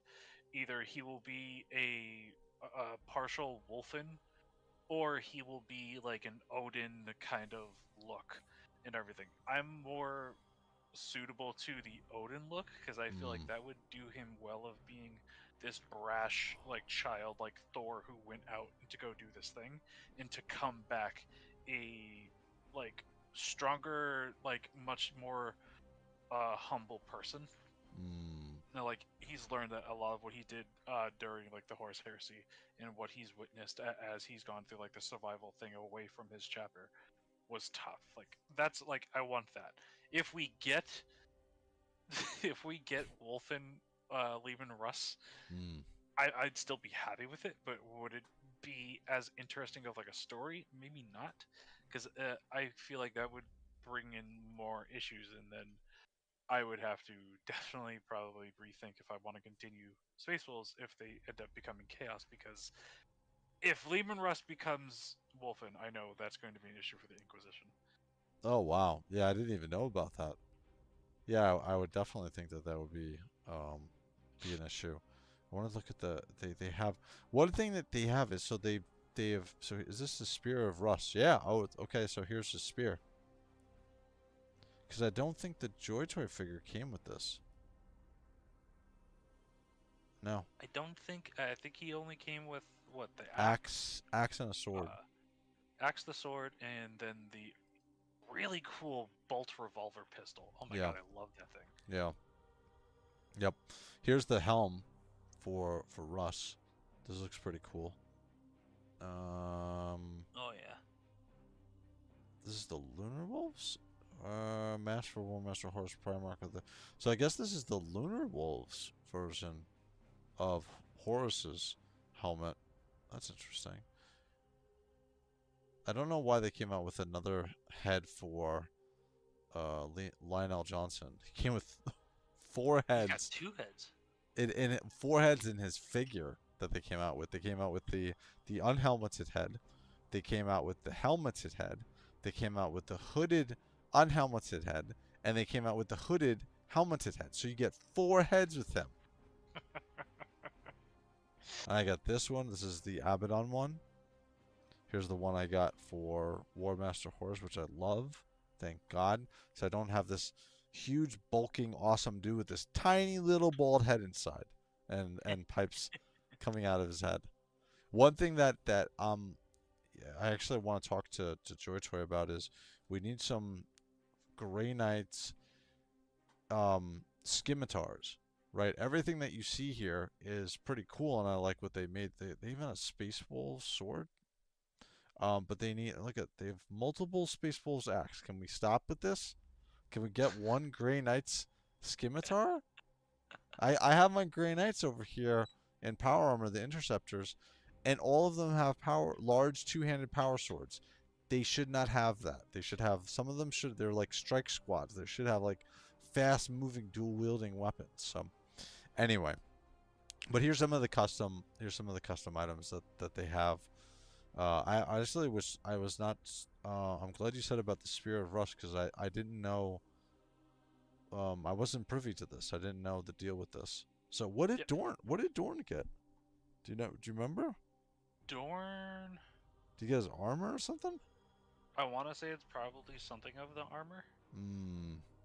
Okay. Whether it was one of the shoulders or I think it was like a gauntlet or chest piece. I can't remember. Okay. I know probably Valrak has probably mentioned it at some point since that's Yeah, I gotta listen to him and see what he says. I've been so good. I'm gonna hold off. Actually, while you're here now, I'm gonna look at Amazon and see what they have for the salamanders. I don't think they have anything on Amazon right now, especially with the Black Friday sales. Dude, they have so much stuff. I've been so good at buying stuff because the problem is I have so much stuff I haven't opened yet. I just opened all of my Grey Knights. Oh God, I have the Custodes too. Damn it, I forgot about them. I was telling you before, the Lehman Russ is actually a really good deal. This one right here. So they got 4 left. So he's 125, and then it's a $15 coupon when you go to checkout. So it's $110 free shipping for Russ. So it's a really good deal. Lionel I think is still 150, 145, close to. If I He has wasn't a already $18 going coupon. on this this Kickstarter pledge, I probably would have jumped on that. Oh yeah, you were gonna tell me about that. Yep. So I set up for a Kickstarter. I could probably just send you the link and you can pull it up on stream too. Sure. Let me see if I can find it.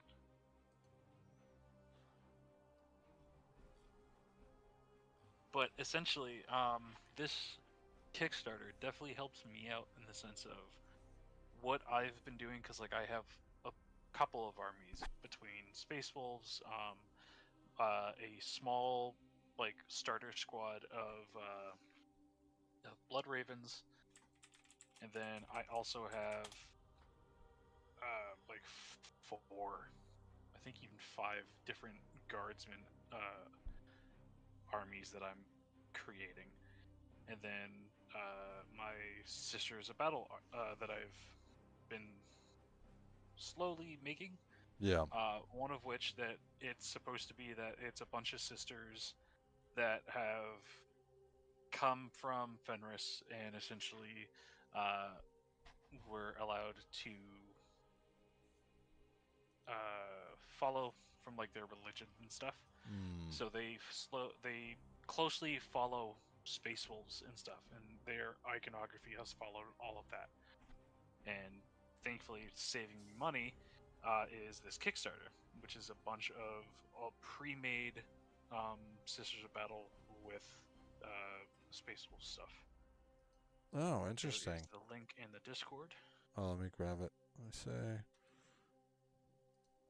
Oh, it's fully funded already. Cool. Let me take a look at it. Let me bring it up on screen. Oh yeah. It should be coming up now. Let's take a look. So, yeah, it's up on screen. There we go. Wow, $65,000 already pledged. So now these are the miniatures, right? So Yep. let's watch the video real quick.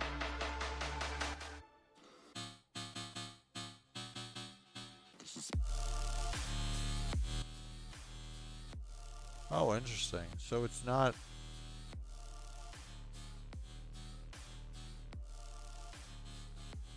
Wow. So these are Norse sisters, essentially. Yep. Interesting. Oh, they get the wolves and everything. Storm Pride sisters. So now, do you get the STL files, or do you get the actual? Do they send you the figures? So I believe they're sending me the pre-made figures with a couple that are not fully assembled. Interesting. I would have loved if there was the STL option. It doesn't seem like that was one, but I can buy the STLs once this Kickstarter ends from the creators, which is Daka Daka, which they have a couple of sites that they have done other of their Kickstarters for. Interesting. Very interesting. Is this the first time they've done a Kickstarter at Daka Daka, or they've done it before? No, they've done a couple. Okay, so you're gonna get good. You're gonna get good stuff. That's awesome. Yep. What did you jump in on? Which one of these options did you get? I believe I did. It was the $60 one. Let me see if I can pull up what mine was. The Frost upgrade. Yes, where it was essentially I get all of what was unlocked, and then I had added a couple of additional tiers onto that. Okay, cool. Well, they blew their Kickstarter out the water. Geez, did the for the miniatures, do most of the Kickstarters go through, or is it really just depends upon who is the producer of the Kickstarter? Like, for instance, Daka Daka is a known entity, I'm gonna guess, and so their Kickstarters are gonna immediately work, essentially. I feel like it depends on like just the render of like what they are first showing, if it's gonna grab enough people's attention, and then it's just like I know some of what got unlocked, for instance, where were they? So like if you look at like the picture of like the couple that got like announced, so the Storm Pride Relict, which is the one that's like holding the giant banner, the Valkyrie's War Master Air, which is like the angel and stuff in the first commune. Those, I believe, are tied to community challenges, where it was like if this got enough posts or enough views from outside where people join the Discord, then that got unlocked. So that was quickly unlocked through a lot of those challenges, but then also just people obviously investing into the thing. We got Jarl Arna on the Storm Chariot. So that one was done, as well as the Rune Rules Master. That got added from just the pledges that were gone through. I get it. So now are you getting these specifically just because you're a fan of it, or would you I'm gonna guess you couldn't use these on the tabletop, right? Or would you would be able to, not official on an official Warhammer? So I could use these in probably like a normal game shop session with like open play or whatever. I can never bring these to a tournament that is like funded and promoted by Games Workshop. Okay. I figured as such. I figured they wouldn't let you. But what? So would you? I guess you would use these as normal sisters, right? Yep. So I they got would it. run the rules as like normal sisters. I mean, I would probably flavor text some of the weapons to run with like the frost, frostbound stuff, like how some like the Space Wolves have and such. But Screw you, Mr. Space Wolf. Yes, I know. I get it. I definitely can understand why you want these, especially because you're a Space Wolf fan. These look cool though.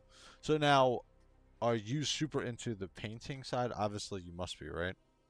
I have not even painted like any of my models. I probably only like dived into one, but that Oh, was like interesting. a long time ago. I'm Okay. more into like the kit bashing.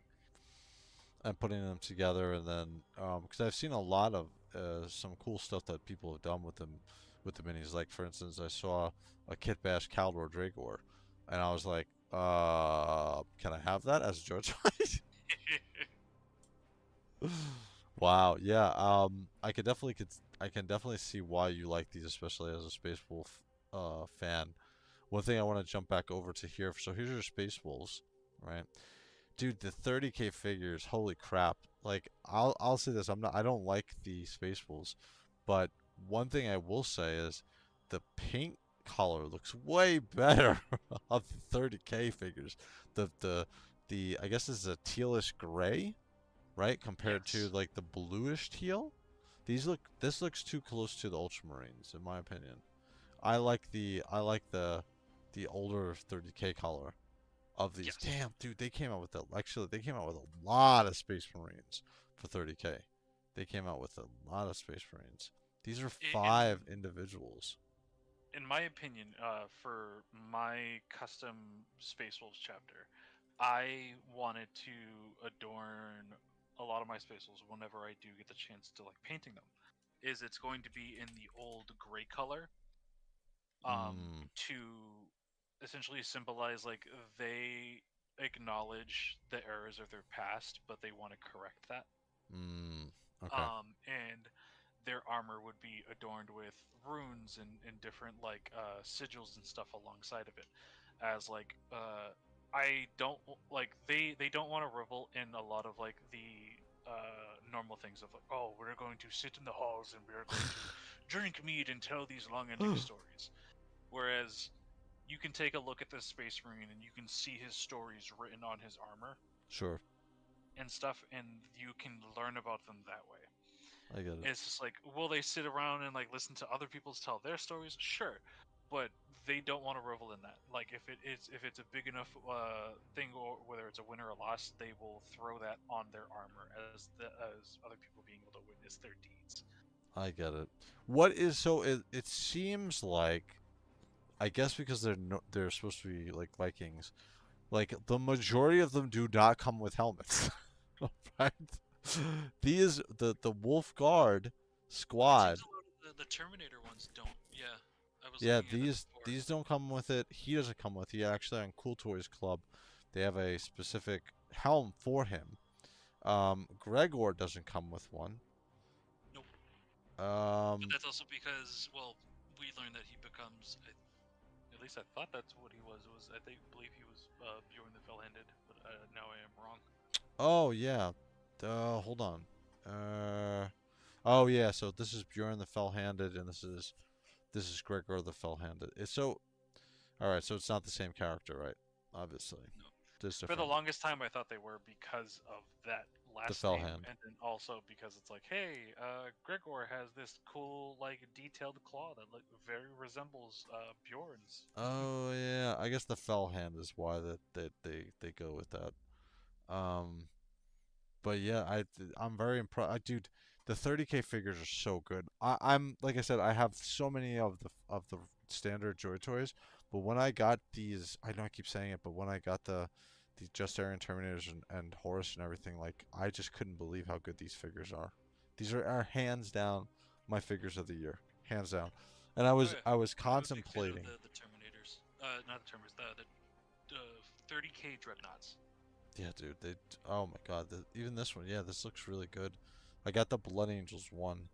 So it's the same model, but yeah, these look really good. And even Lehman Russ, now that I'm looking at him, he has such huge leg pauldrons, dude. Holy crap. Oh Yeah. my God, there's like towers on his legs. But he looks good.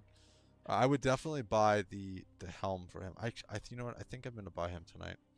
It's actually a really good deal.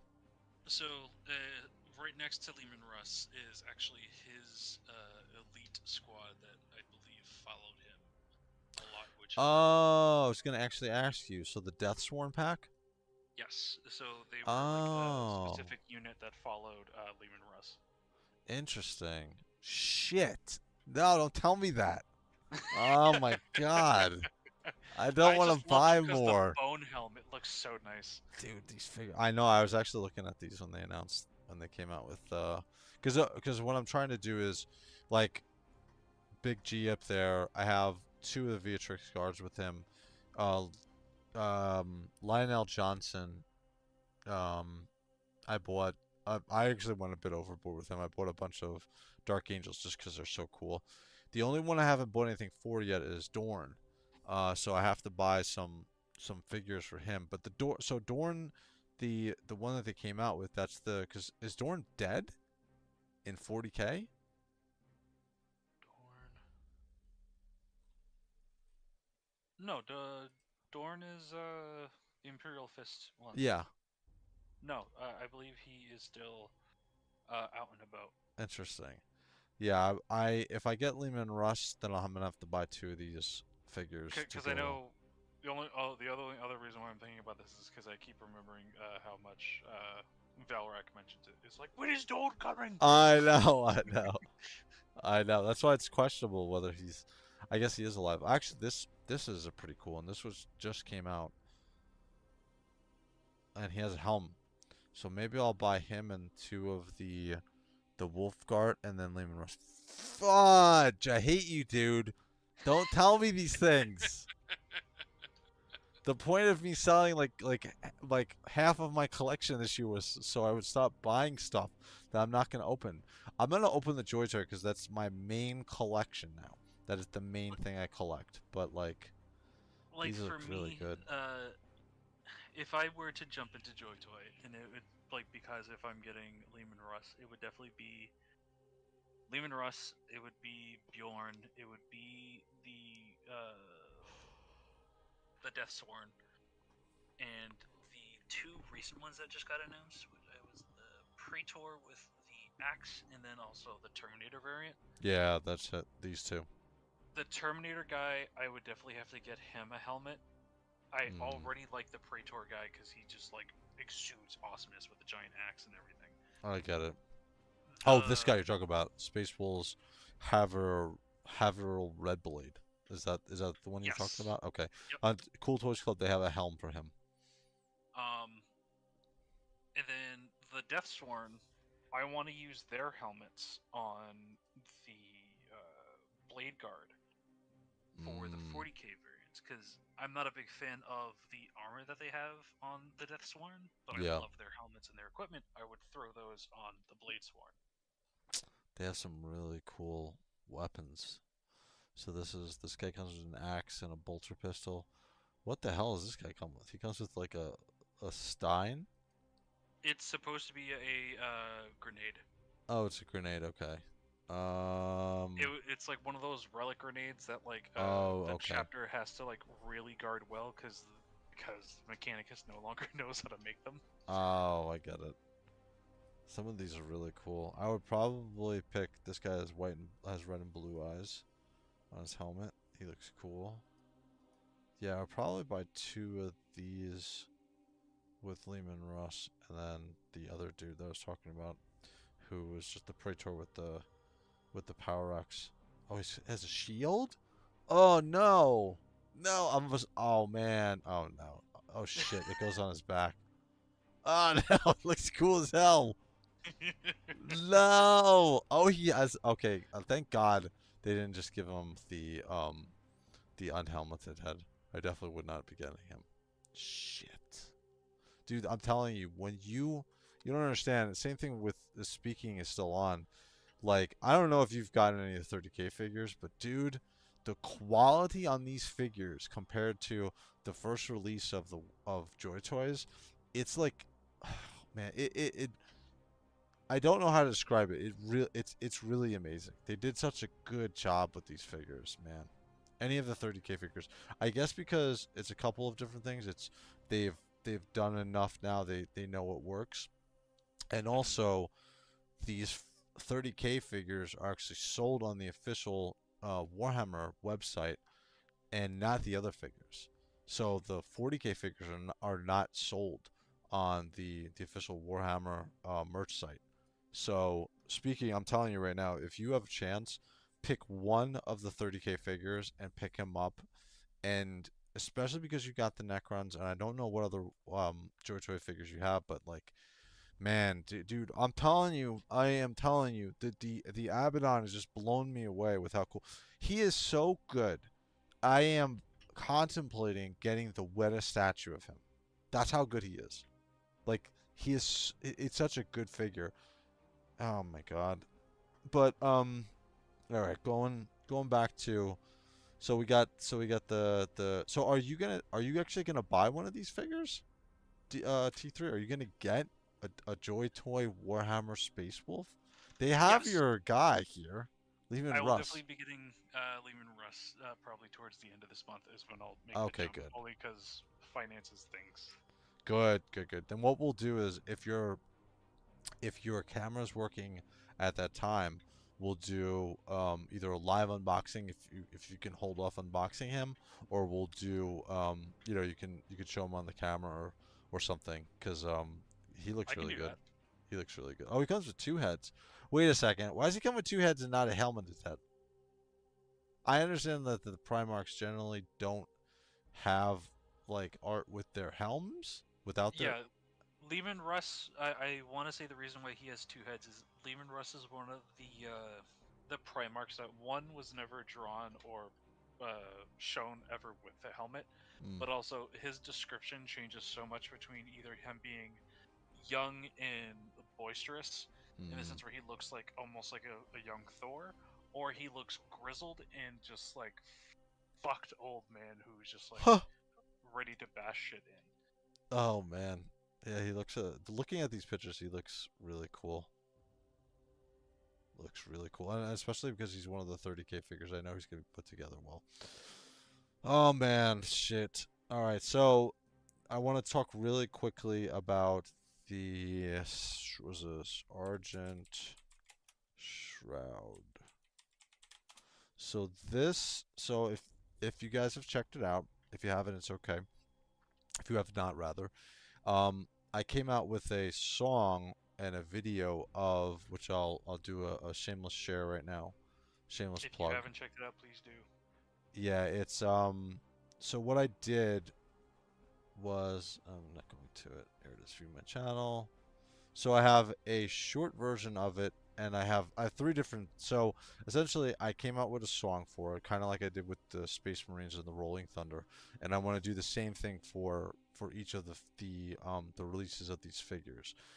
What I wound up doing was I created a music video with art AI'd out, right? So it's not AI art, it's actual art by an artist, and I take that art and I plug it into the AI machine and I try to get an animated version of it. Now, this particular artist who did this did the Dawn of War game, and he actually this art is from the Dawn of War game of the sister. I think this is supposed to be Cecilia. Oh, not Cecilia. It's supposed to be the patriarch of the Argent Shroud, and she died like they don't know where her body is or something. But this is supposed to be her, and so I'm gonna play this really quickly. Let me see if it's too loud, just so you can see. So the song and everything is all AI. There's an AI voice. I went through it. The art, again, the generator for taking a piece of art, it's usually pretty hard, but the for whatever reason, the AI loved this picture. I don't know if it's because it's a girl or what the hell it is, but it absolutely loved this. I'm gonna guess it has to do with the flowing um robes that she's wearing. I don't know, man, but like it did such a great job. Like these are normally it would take me about probably, oh man, I don't know, 20, 25 generations to get one good generation out of it. This was just over and over and over. Every single generation I did was amazing. I actually had to pull some out of it because I was getting too many. Because I had too many because it's only a 2 minute. What is the song? It's like 2 minutes and 20 or 2 minutes and 40 seconds. Some of the generations I had to pull out. Some of them were really. Again, I don't know. Again, maybe because I made it myself, and I think it's good. But I think this looks really good, I especially. enjoyed it. Yeah, I'm very shocked that this came out as well as it did. I'm very surprised. I got the permission. Well, so what I've been doing is I talk to the artist. I find the artist of this. If they're on Instagram, I'll reach out to them and I'll ask their permission. So this dude and two other people I've asked their permission for, and they've been, completely on board with me using it as long as I mention them. But what's funny about this, as awesome as this looks, if you go to my Instagram, I made a AI art of Horus on the Luna Wolves, and I made his transformation an AI art of his transformation to the Trader, right? The Sons of Horus. That video or that post has gotten 150k views, and it's blowing up. It's got like 5k likes. For me, it's like huge. Like I've never had anything like that, and people are just I think it's up to 700 shares. It's definitely gonna. I would be shocked if it doesn't hit 1 million in a couple of months as far as like views. But compared to like this, which is actually an artist's rendition, people like the AI art more than this, which I don't understand. I don't get. But yeah, so this is it's super fun. I highly recommend anybody who's interested in messing around with AI art to take a look at Kling AI is the name of the AI application that I use, as well as Udio is the name of the music generation that I use. And I think it was 2 live streams ago, I kind of go into how you use it and how you can make it and what the cost is and so on and so on with it. So there is a cost that's associated with it because you're not just going to spit something in, or you're not going to ask it to do something and make, and it's going to work immediately. Sometimes you get weird things like hands growing out of heads and so on. So transition over to what I'm showing you on the screen here. These are the Argent. This is the Order of the Argent Shroud. This is the figures that came out for the JOYTOY versions of these. So these all sold out except for the Warsuit, which I think you can get on Amazon right now for about 50 or 60 bucks. So the other 3 figures, these are all sold out, and I'm gonna guess it's because they made them in such small quantity. The Order of the Rose was the other ones that came out at the same time as these ones. The reason that I picked these up, I wanted them, was because they look literally like female Grey Knights. That's what they look like to me. So I'm like, they're part of the Inquisition. They have the Inquisition signs. So that's the reason why I picked them up. So I want to do kind of what I was talking about T3 with. What I want to do, I don't want to do just review videos on. I don't want to get into that grind of feeling like I need to get something immediately so I can review guys, it. each new video is going to be that one figure of the whole squad. Yeah, I don't want to do that. No.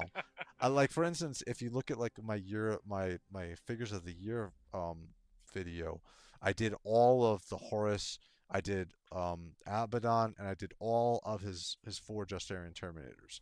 So speaking with it, I just got a new puppet, so I'm going to hold off buying Warhammer toys for a bit. That is completely fine. Again, what you could do is just come onto my live stream and watch my videos, and you'll be able to get all the enjoyment out of the JOYTOY figures without actually having them.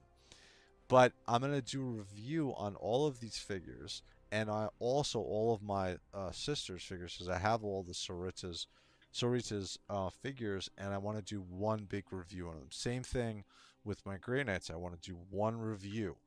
Blood Angels, same thing. I want to wait for when I get Sanguinius to come and all the figures. I'm going to do like 100 figure like whole breakout collection review. Same thing with the Black Legion, Tyranids, all of them. I'm gonna do one video for all of the figures that I have. So, but this was the reason why I made that video, was because I really like these figures, and then I started to read into the lore, and then I found that piece of art by that guy, and I was like, man, I bet you this would make a really good AI animation art for it. So yeah, so that's the deal with the figures. That's the deal with the video. What's your so I know that the song probably isn't what a lot of people who are Sisters fans would want. I was trying. Expect out of like a song for them. Yeah, I was trying to go for more of, and I've said this before, Like a Prayer by Madonna. I was trying to get, if you see the tone of the song, it's more along the lines of that. I understand they probably wanted more of a song along the lines of like a Catholic, hymn, something along those lines with overtones of like a lot of instrumental stuff, like, you know what I mean, like very old school Catholic type of feel towards it. I went a little bit of a different route. What is your what do you think? I feel like it still works. Um, would I have expected that to be a sister song? No, I mean, but it's not one of those like things. Like I wasn't expecting it. I don't like it. I wasn't expecting it, but I really liked it. Yeah. And then even after now thinking about it and seeing it and everything, I do remember this. The art is from Dawn of War. Yep. It is also sadly the Sisters of Battle game, which Dawn of War one, which wasn't I want to say the most liked at the time. Yeah. And it wasn't because of it being sisters. It was because the sisters got introduced into this free-for-all, like, fight 'em up campaign kind of style mode of the Dawn of War series. Okay. Like, have you played the Dawn of War series? No. No, I actually have them on Steam, but I haven't. I played a little bit of the first one, and then I was like, oh, the graphics don't look great. I'm like the Battlesector. I'm like, I like Battlesector too much, and I just started getting into Chaos Gate at the time, so.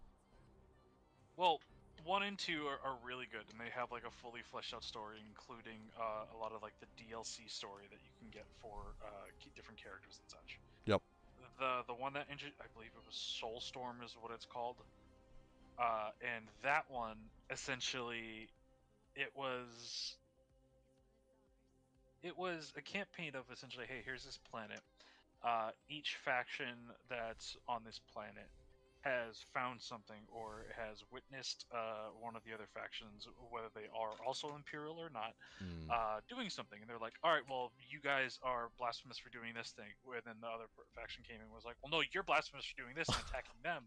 So you're all blasphemous. And then just like Imperial Guard, Space Marines, this is a battle.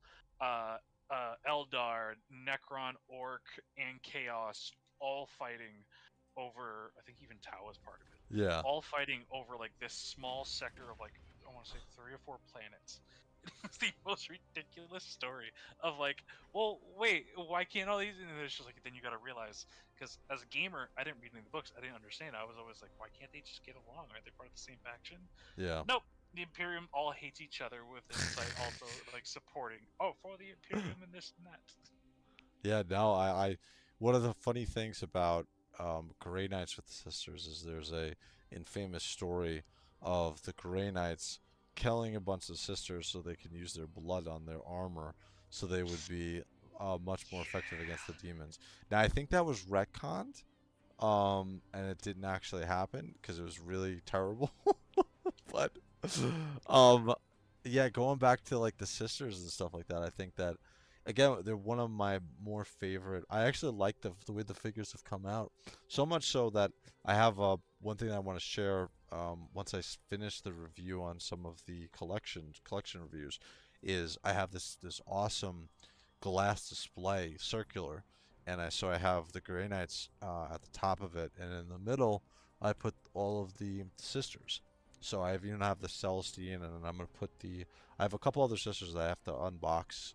Um, so I have the Argent Shroud, and then JOYTOY came out with the standard sisters with the heavy armaments. So they have the one I'm holding right now is the heavy flamer. So they have so I have to open up those ones. But yeah, I'm very impressed with the look and feel. And I'm a little shocked. I really thought that this was gonna do better than it was.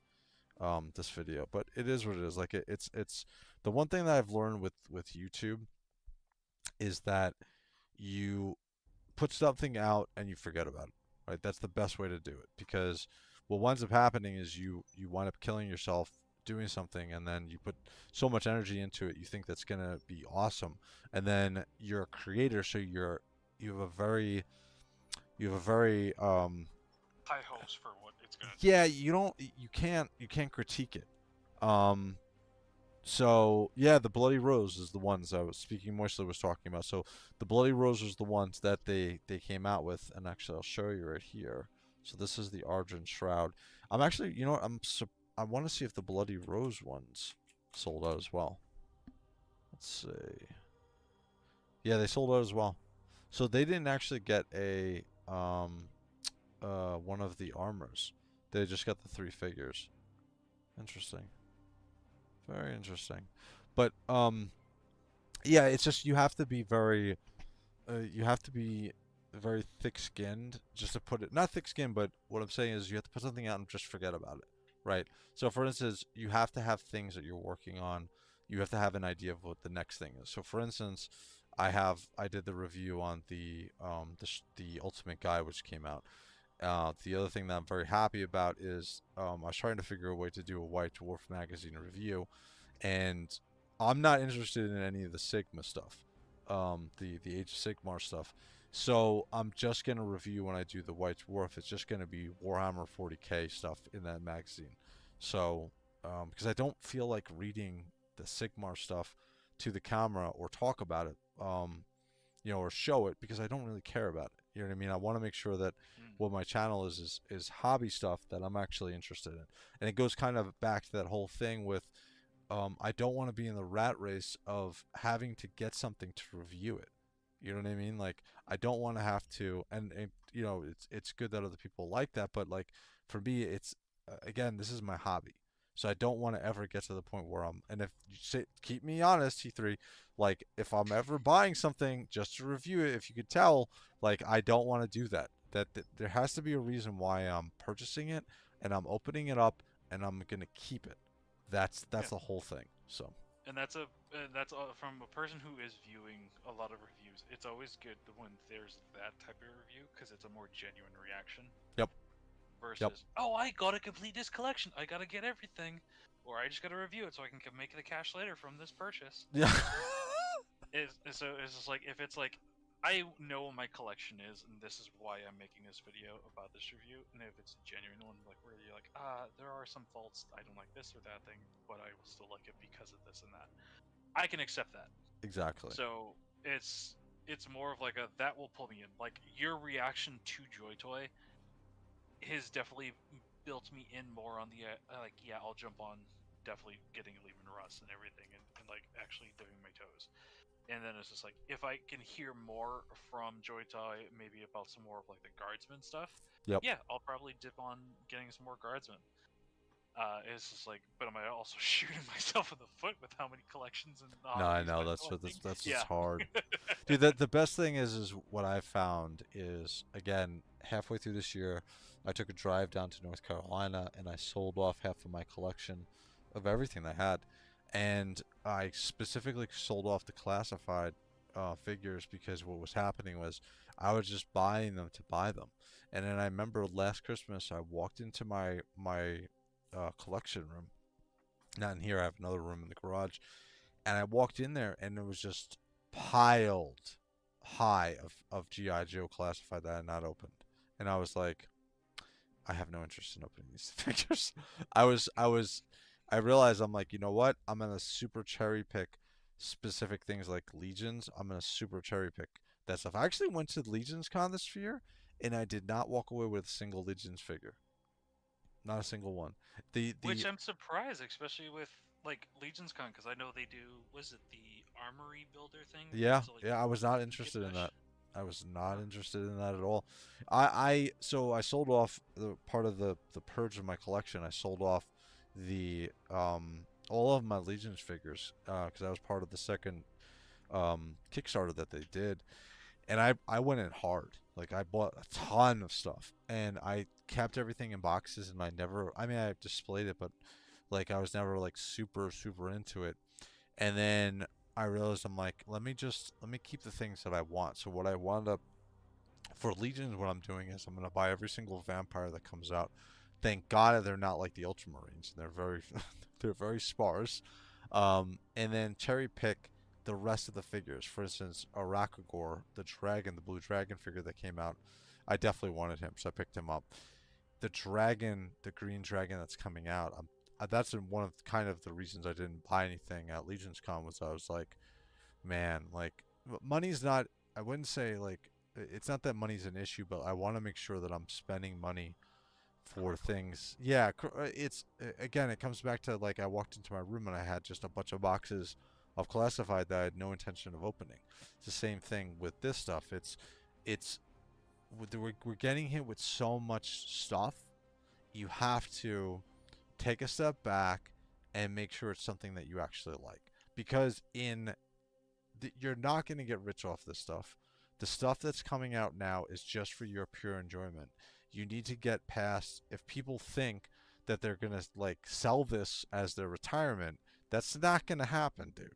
That it's you go to toy conventions um locally and you see like the I feel bad for like the old men who have like all the old cowboy toys and stuff like that. Like or Yeah. like that it's not this is not going to resonate with my son. This Warhammer stuff is not the figures. At least the JOYTOY figures are not going to resonate. Maybe the miniatures will, but again, it's making sure that you're buying stuff that you're actually going to open and you're actually going to enjoy, and that's the thing with me, which is why I sold off so much of my collection. So, all right, so we got the World Eaters. Yeah, I agree. Speaking, yes, our figures will be worthless. Yes, if you have to take the mindset that you're gonna enjoy, you're buying it to enjoy, right? It's the same thing with video games, right?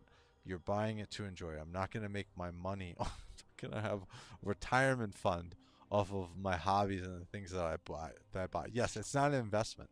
The closest that you can come to is like some of the vintage. Like I bought just because I liked it, I bought a carded Shockwave in really good condition, as well as a carded Hit and Run because I liked that particular year. And I wanted to have them. The problem with those figures is what winds up happening is the rubber band inside of them gets eaten away with over time, and then you wind up having a figure that's like he doesn't have a torso anymore, right? So he's hanging out inside of a card that he's he doesn't he's not together, and then in a couple of years, my son is not going to care about a carded Shockwave figure from GI Joe. That's why I think that it's good to keep context into what you're buying and what you're enjoying for your hobby. That again, this is just a hobby. It's not like baseball cards like you have a Mickey Mantle rookie card. It's not like that.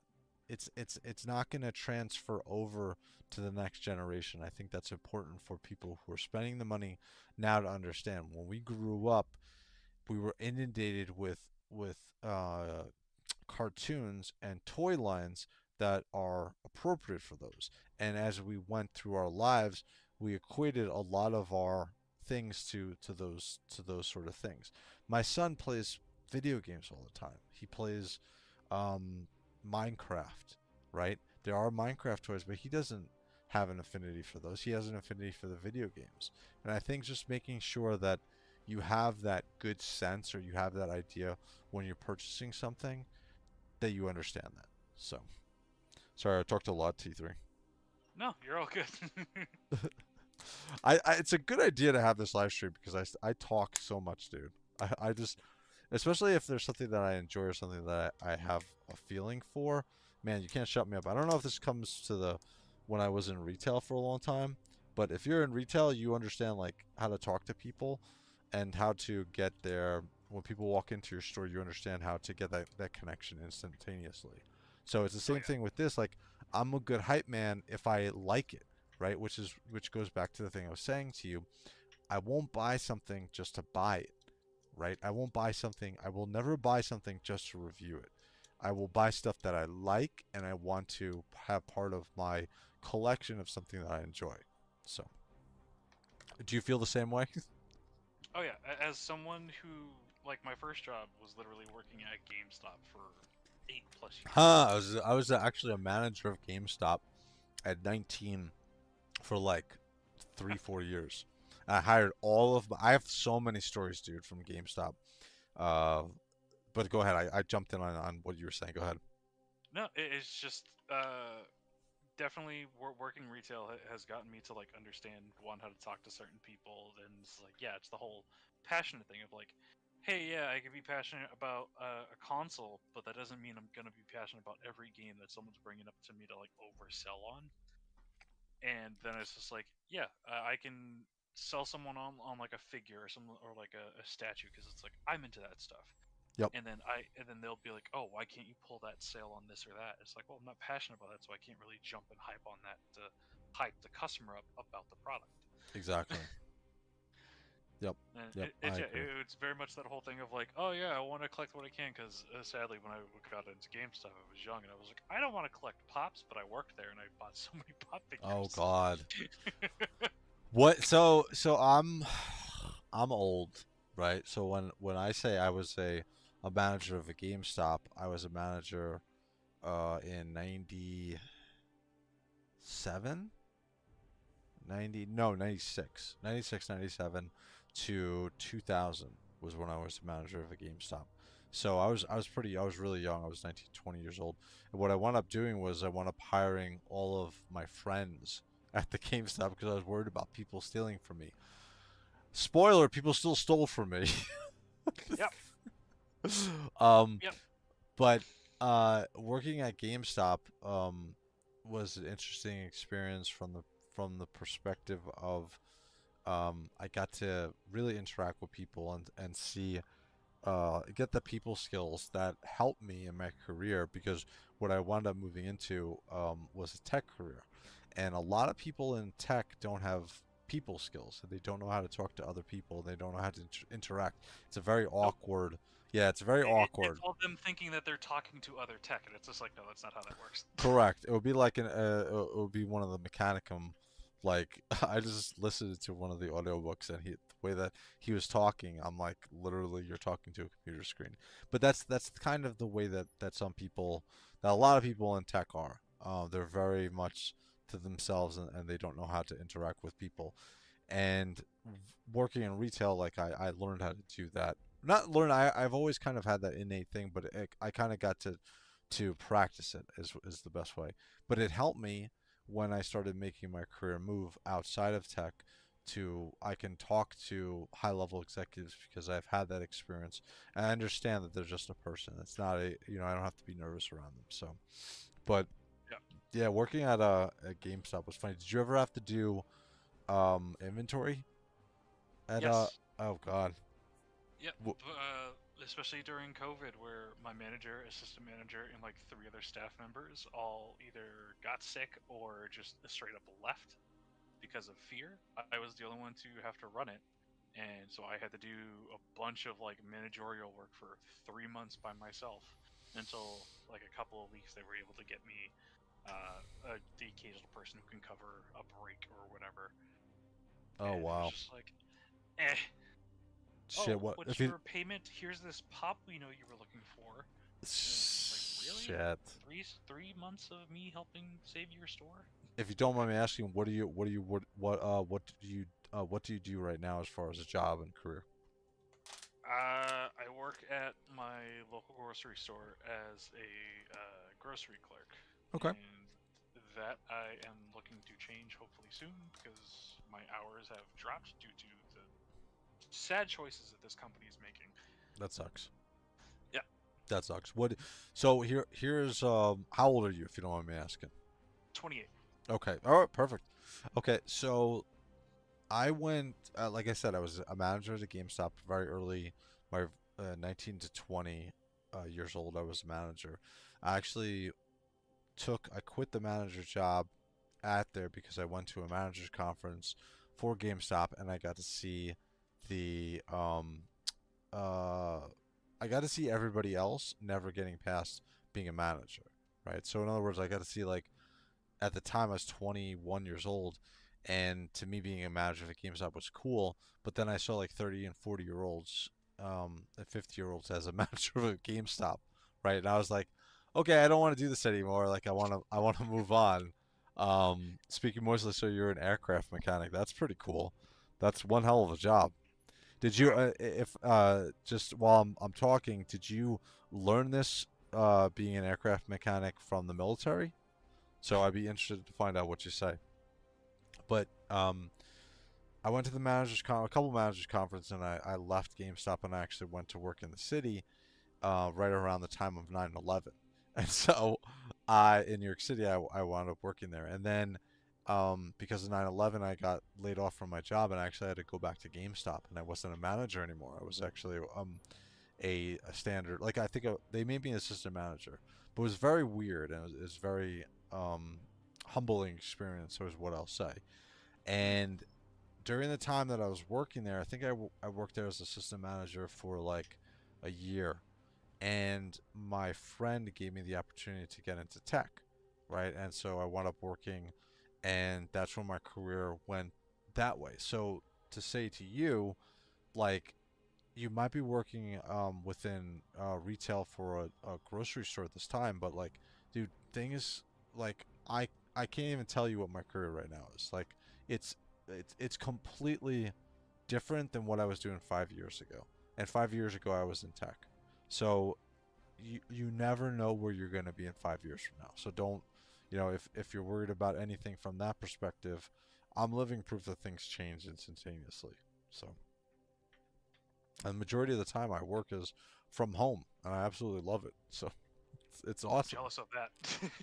Yeah, dude. I especially with the work that I have, and I have a son, and I have a daughter now. I have a son who's 7 years old, and I have a daughter who's 3.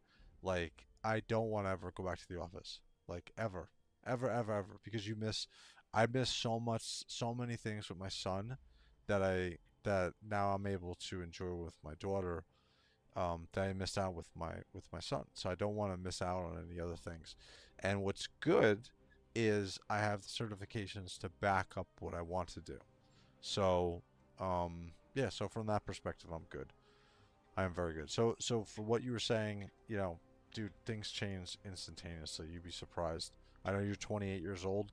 Like you'd be surprised how fast things. 5 years from now, you're going to be doing something completely different, probably. So. Oh, I hope.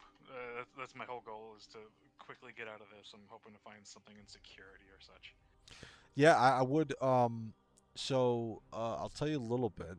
What I would do if I were you, if you're into security and stuff, I would look at, instead of going into physical security or security for stores and stuff like that, or security period, I would look into go into security from a fraud perspective, because the area within there has blown up tremendously in the last couple of years, especially with all the AI tools and everything that's coming out. I'm actually a certified fraud examiner as my normal job, and I'm telling you right now, like, it pays like insane. Like, the money is just, it's really good. So if you're ever interested, I can set you along the path of, you just have to get your certification. You have to study to take a test. But once you have that certification, I mean, you're looking at a six-figure job easy, no matter where you are, and it's remote work. So That could totally work. yeah, it's awesome. Like I said, it's fun work too. It's very interesting.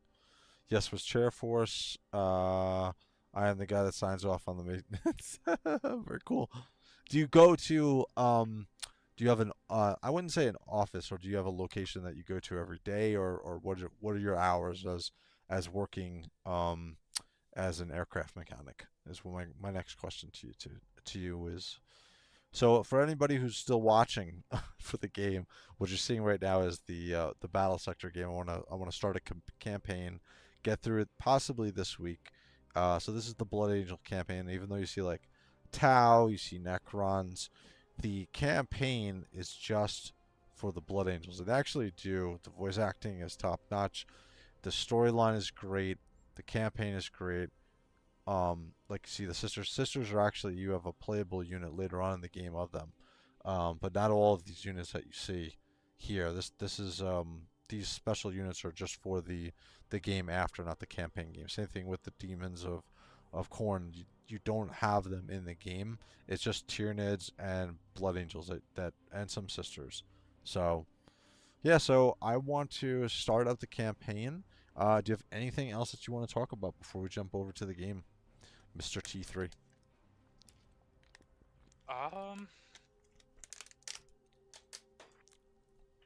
Besides, I guess, Grey Knights being something that you would be interested in seeing anything get announced for, is there anything of Warhammer that you would like them to bring up going into the new year? Because we are in December, it was almost Yeah. into this month. Like, if, let's say, January 1st, going into the new year, they have like a big announcement, what would you like to at least hear them bring up or touch on, whether it's a game or it's a toy, figure, Oh any type of God. Okay. merch or something like that? I can already tell you what I want. So we're gonna get the knights for JOYTOY, right? Which Hmm. if you don't know what the knights are, they're the huge the huge mechs, right? So we're gonna The get the big Imperial smallest. Knights. Yeah, we're gonna get the smallest version of the Imperial Knights this year. They already showed them off in March at their toy show.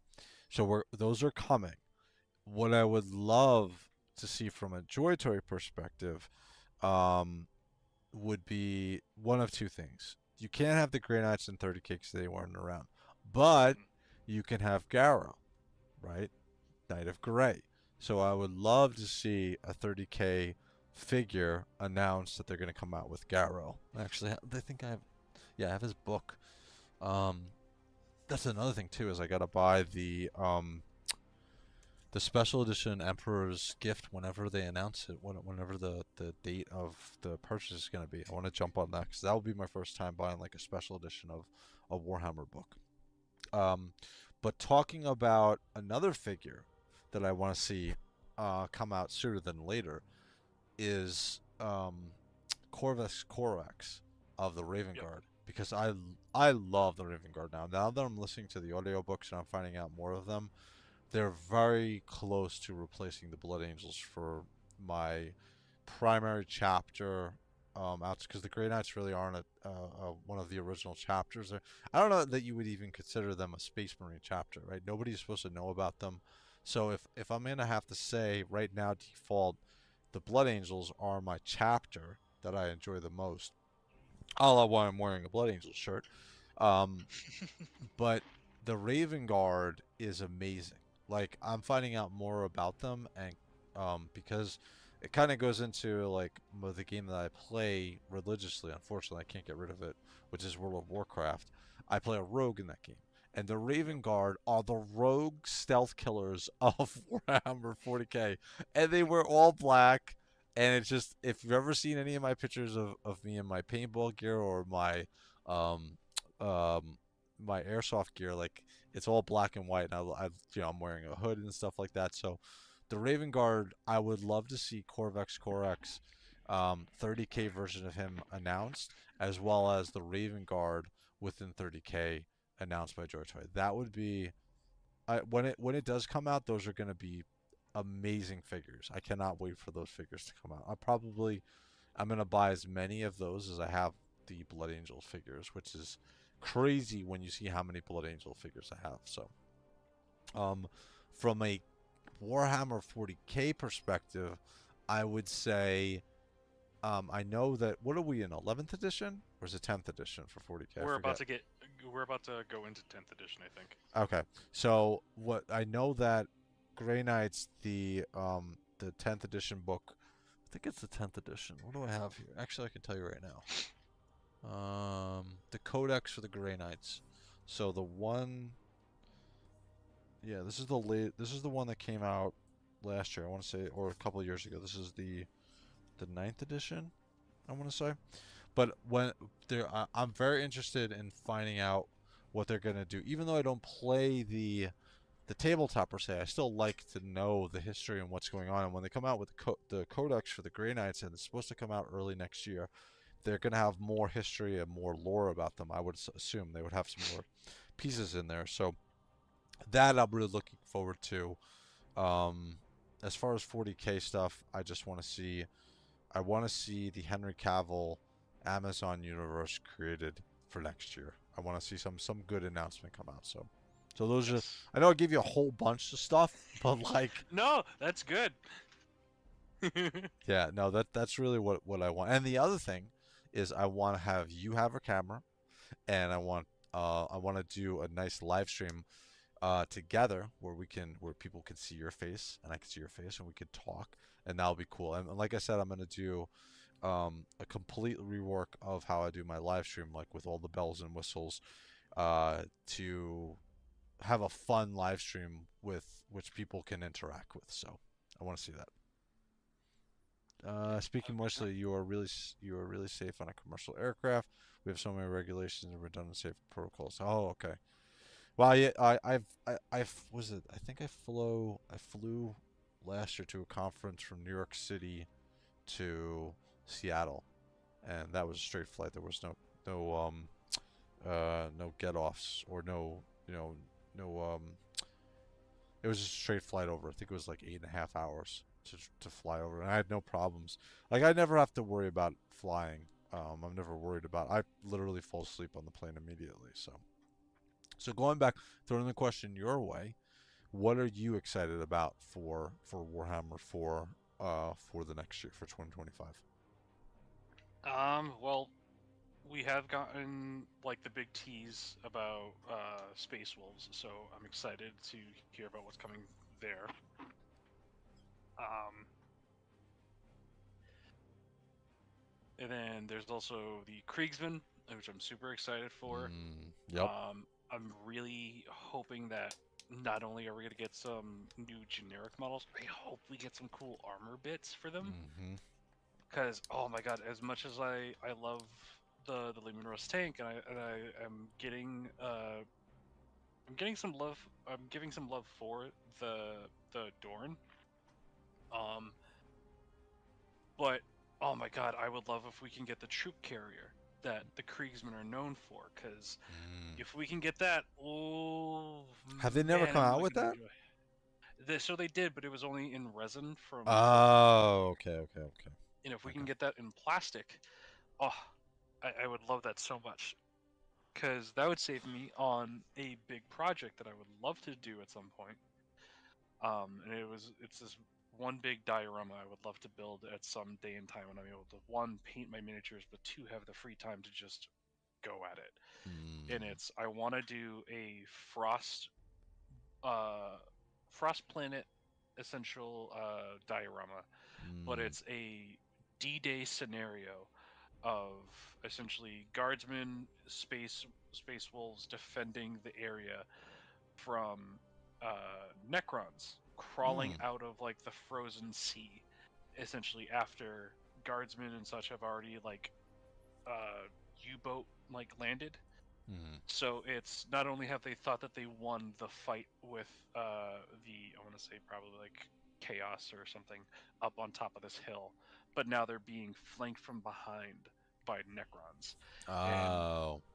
the reason why is because Necrons, besides Space Marines and Guardsmen, were my favorite Xenos faction from when I got into my first Dawn of War game, which was, I believe it was,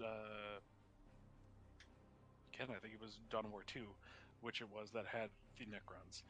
But Mm. yeah, like, for me, that's why it's like I want to do that type of tribute. That's Um, cool. Besides that, in terms of figures, I think I would like to see if JOYTOY would ever do a tackle on it. I want to see them hit some of the figures that they've made as models from Black Library. Like I think an Eisenhorn figure would be kind of cool. Oh I would yeah. love my favorite figure that has become my new favorite book character that I love that has got confirmed for a fourth book, which is Linka uh, Minka Lesk. Mm. She's been a really good character for the Guardsmen, and it's just like it's also like one of those strong female characters that doesn't feel like they're bullshitted, and like they're written so well, and they've gone through so much strife that as much as they are going through all this shit, it works for their character because they still build it up so well. Mm. Well, Um, what about any? So do you have any of the special edition books from Black Library?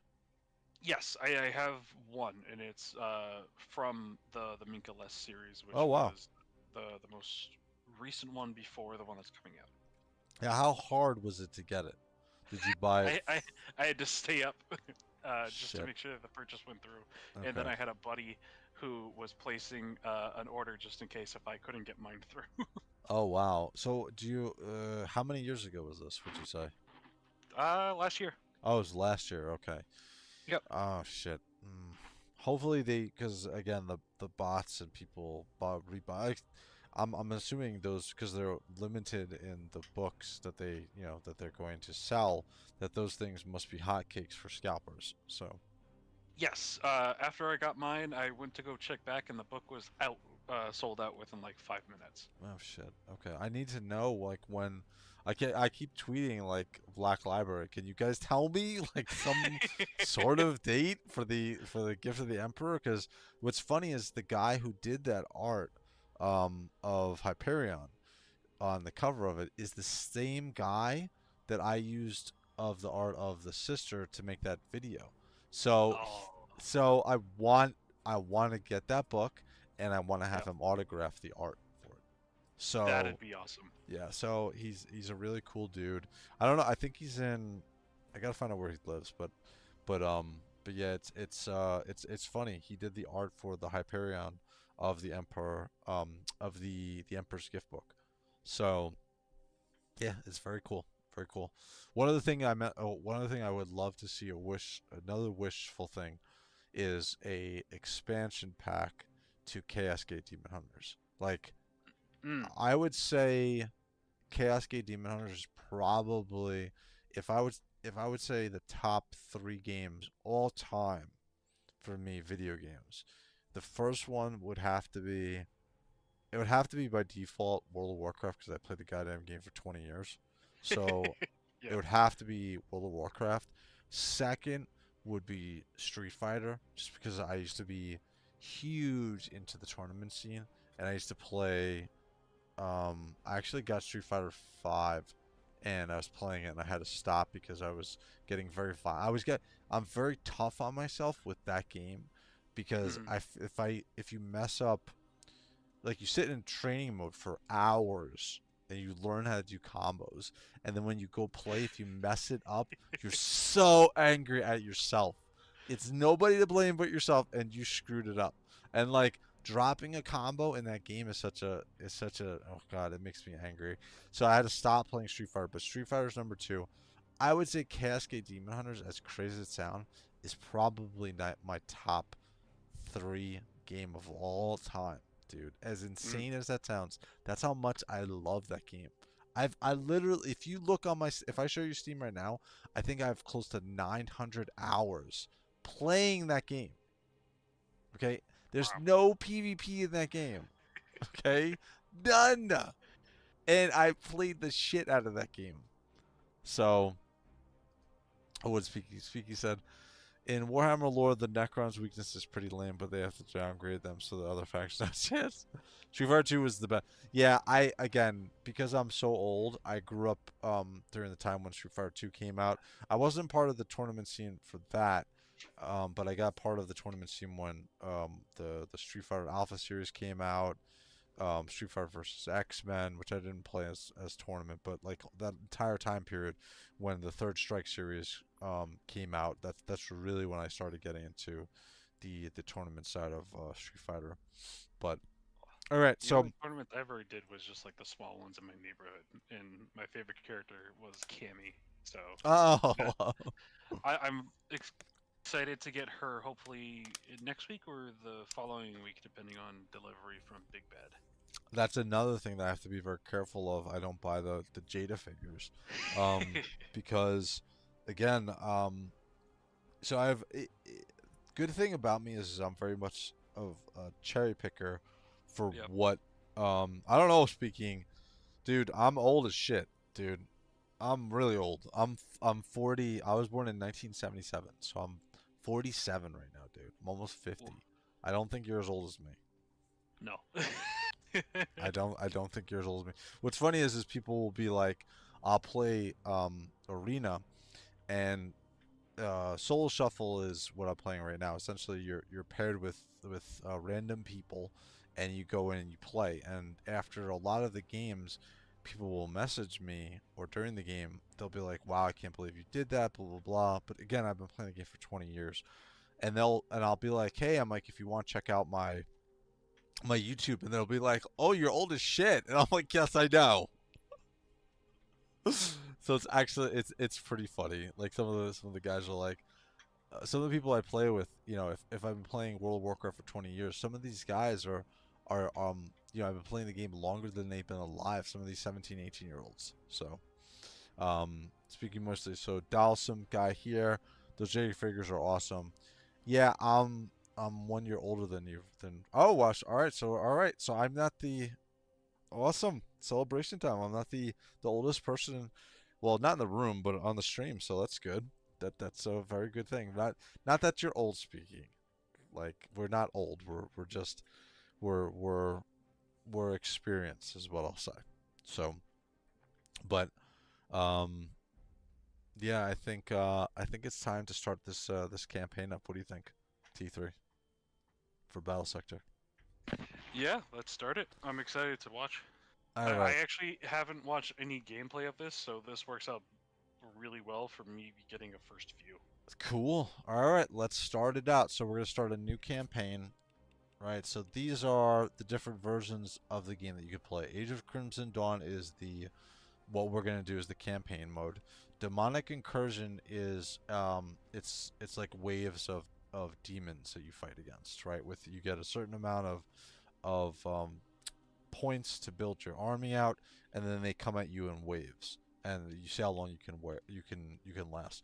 Planetary Supremacy is the um, essentially where you really use the other, like for instance, Astra Militarum's coming out, so you essentially play against three other factions, right? So three other divisions, and they each have like this star map, and you fight upon each different planet to take over the system essentially. So it's actually pretty cool. It's the end game, I would say, really of what Battlesector is after you beat the campaign. But I will say, oh, custom campaign, is this new? This must be Oh, new. Okay. What is custom campaign? Is this something? I bet you they. does it give you any detail if you click on it? No. Oh, I know what it is. Oh, maybe not. I guess this is. Huh. I don't know what this is actually. I don't know if this is mods or what is this. I know that it has a builder in it. Maybe this is the builder. Oh, yeah, maybe for building out your own campaign. Maybe. Oh yeah, that's probably what it is. Okay. So, and then they have skirmish, multiplayer, army man. Actually, I want to go to the army management because I want to show you some of the models of of the units that you'll be playing with. They actually, like for instance, you go to here, the Sanguinary Guard. Outside of some of the figures, again, they're very tiny when you're playing. They actually did really good. I thought they'd like here's the Redemptor Dreadnought. Or Victor. Actually, this isn't Victor Warsuit. Sorry. This looks really cool. Here's your Furiosa. They did a really good job on the models on these. Here's your the Predator tank. All right, looks really good. Here's the Death Company. again, some of the arms They look. have really good animations. Yeah, they did. Well, again, when we start to play the game, you'll see. Here's the Hellblasters. These look really good. Here's the Is this the Librarian? Yeah, this is the Librarian. Looks awesome. I think he's an Ultramarine actually. No, he's a Blood Angel. He's got the pauldron for the blood. Do all the Librarians wear blue? Jeez, I didn't know that. Technically, yes. Oh, interesting. This is the Lieutenant. This is their main character. I wonder if they actually have, because he runs around without his helmet on the whole time. Here's his Tech Marine.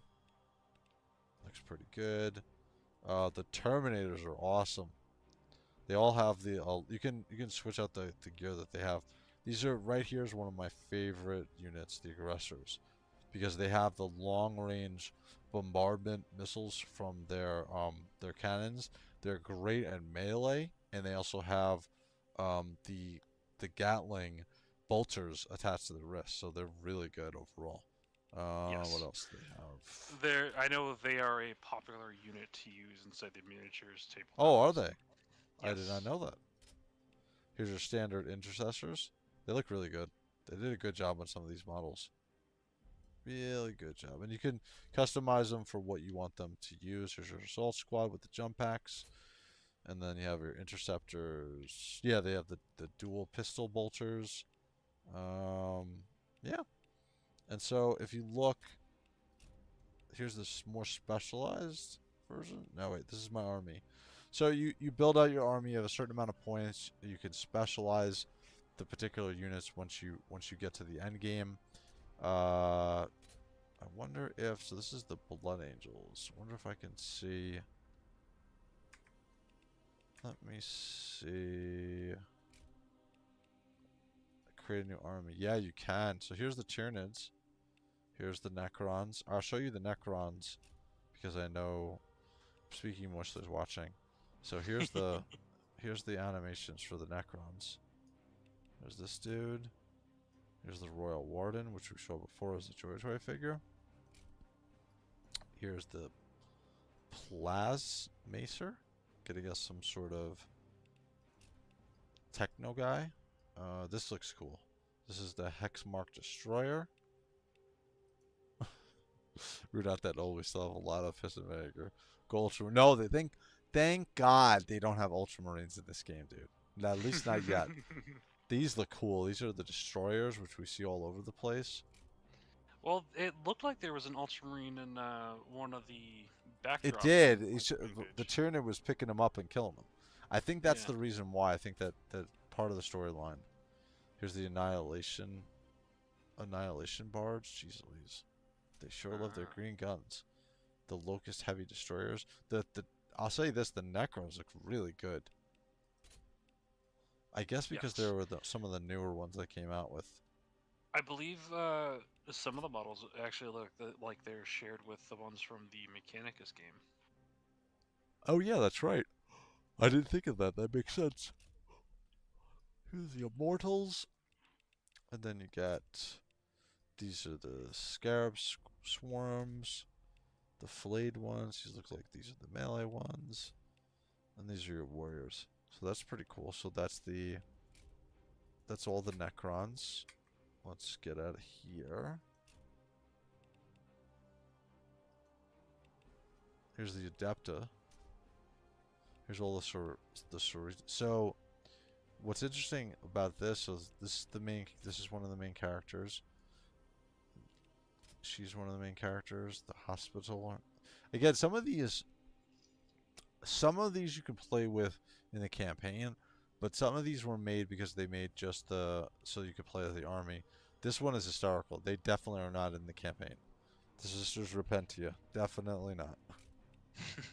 Celestians, yep, they are. Sisters of Repentia definitely got a big update since Games Workshop has changed did they? a little bit about it. Oh yeah, because the earlier renditions, if you ever like look up the Repentia sisters, like a lot of them were just like covered in just like script. Oh, that's right. Straight up naked. That's but now right. they get like schoolgirl swimsuits. Oh yeah, apparently, yeah. Yeah. And then this one is historical. This is the Perdian Engine. Dude, this is such a terrible design. I understand, but Have like you been a sinner? Oh, do you want to repent? this looks cool. And then Are you you have, crippled? Let's dude, put you on an engine. I did not know when I was reading that Ultimate Guide to Warhammer 40K. I did not know that the Adepta have their own armor division, and they Yep. definitely are personalized for their own armor division. You have literally, this the special glass right here as the front facing. This is definitely not bulletproof or laser proof. Their tanks are the most interesting things, especially the one that has like the organ with all the missiles that Oh shoot out of it. yeah, I don't think they have it here. No, Oh, they have a standard Rhino. There's the Battle Sisters. This is new. I don't remember though. I didn't see them. They're in the game. The Retributors are in the game. Paragon Warsuits are not. Actually, I have the oh, Joy the Exorcist. That was it. Oh, was it? Yeah, the Exorcist. It's a giant organ, and then all the tubes in the background are all like missile tubes. So like as the person plays the piano, Oh missiles shit! shoot out. Oh my god! Oh my god, dude, that's so hysterical. All right, let's go to the next one. So these are the Chaos Demons. They're not too. Well, let's go to the Tau really quick. The Tau looks literally like the JOYTOY figures, which look like the miniatures. They actually really did a good job.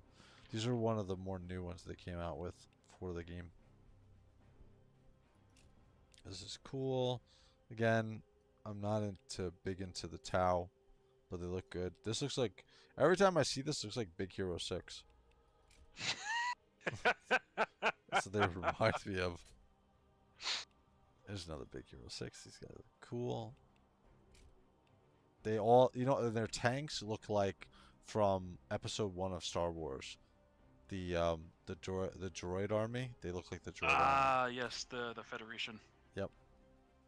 That looks cool. This looks. What is it? Wally? Wally looks like Wally. It's coming to fight you.